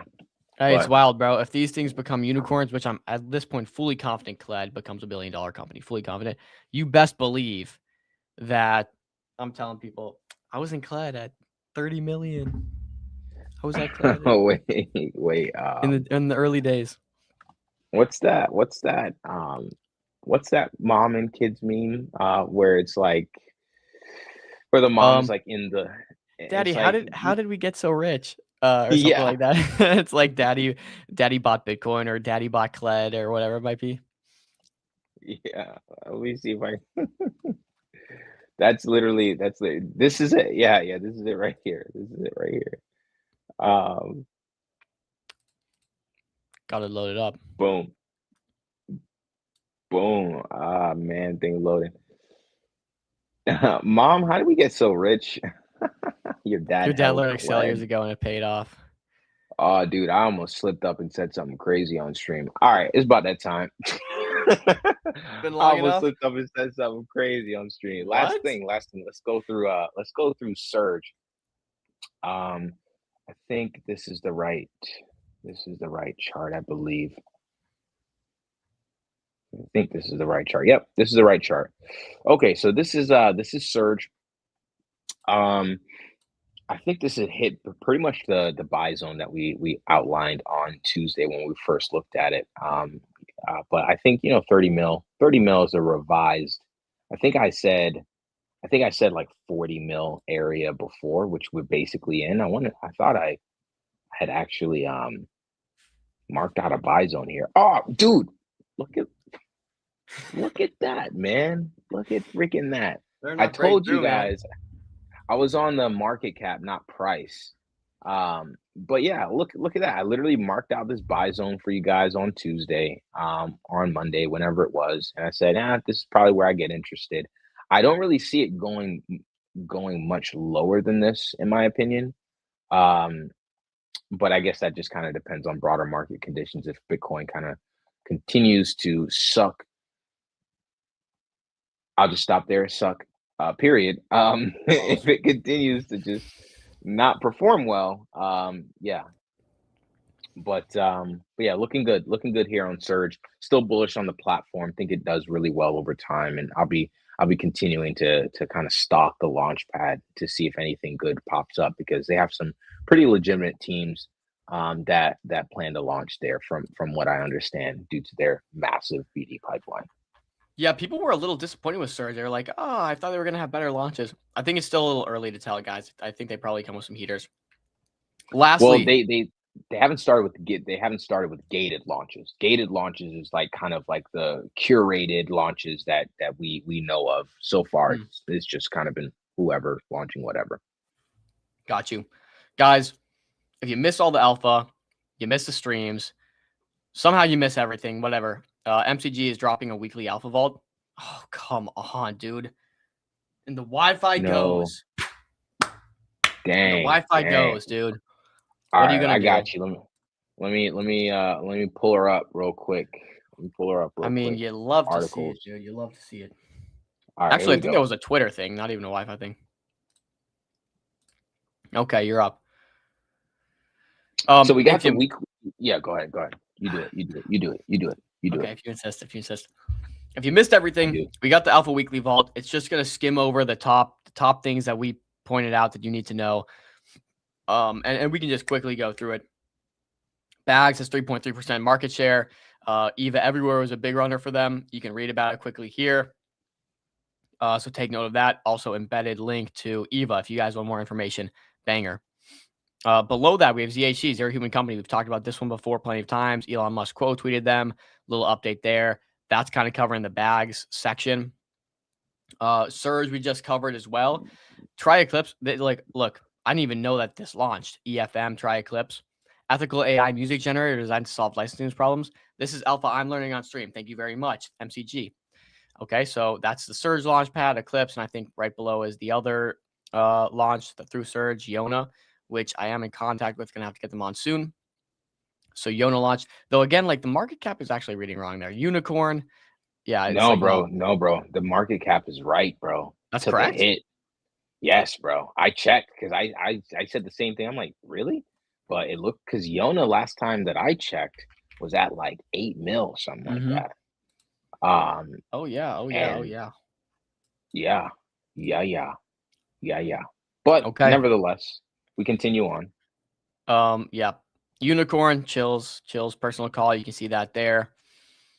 You know, for Meteora, you got the Dupe update, integration with Apple Intelligence. Super cool update there. Dupe's making fantastic moves. Again, question still becomes, how do we get ownership of this upside of Dupe? That's what we want. Kled, obviously, big update there. This is a massive update. Like the fact that this update didn't send Kled to 100 million alone is just mind blowing. This was the most massive update Kled's had to date, in my opinion. Over $20 million of demand from the demand side from top leading AI labs. It's insane. So insane Kled update again. Buying that at just start the DCA, guys. I'm not even gonna do the whole disclosure thing. Not financial advice, blah blah. Like just start the DCA. Okay. I'm gonna interrupt there too. Like we said earlier, the market is showing that it's willing to ignore fundamentals. Like this is massive for Kled. So yeah, insane to see that this wasn't sent. But yeah, I'm sorry. Continue on. No apologies there. And then Orgo, of course, another one we've been covering forever.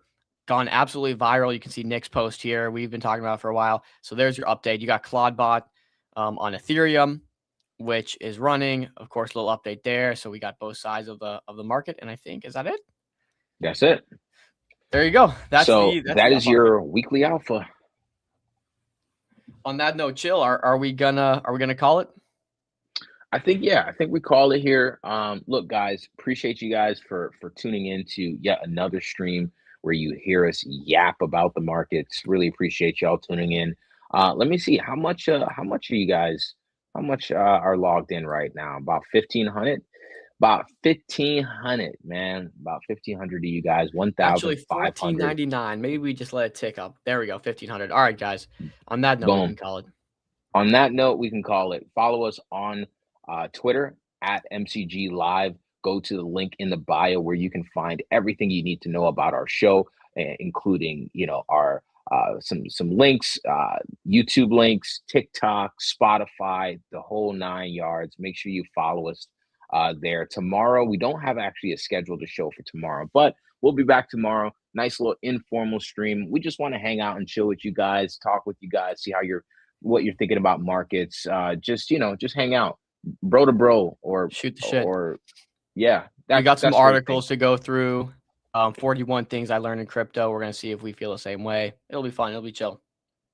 Super chill, guys. But appreciate y'all for tuning in today. Massive week. You'll probably see a weekly, you'll probably see another article or two coming from us. Look out for those articles on a weekly basis, bro. We're just going to condense and be the place for alpha for you guys. And when we say alpha, we don't mean alpha like the corporate alpha where it's like alpha, but it doesn't really affect what you do for trades or anything like that. Like literally, we're on chain scouring for the best information that we can find and delivering it to you guys, both here on stream and on the timeline. So we'll see you guys tomorrow. Thank you guys for tuning in, and we will see y'all in the next one.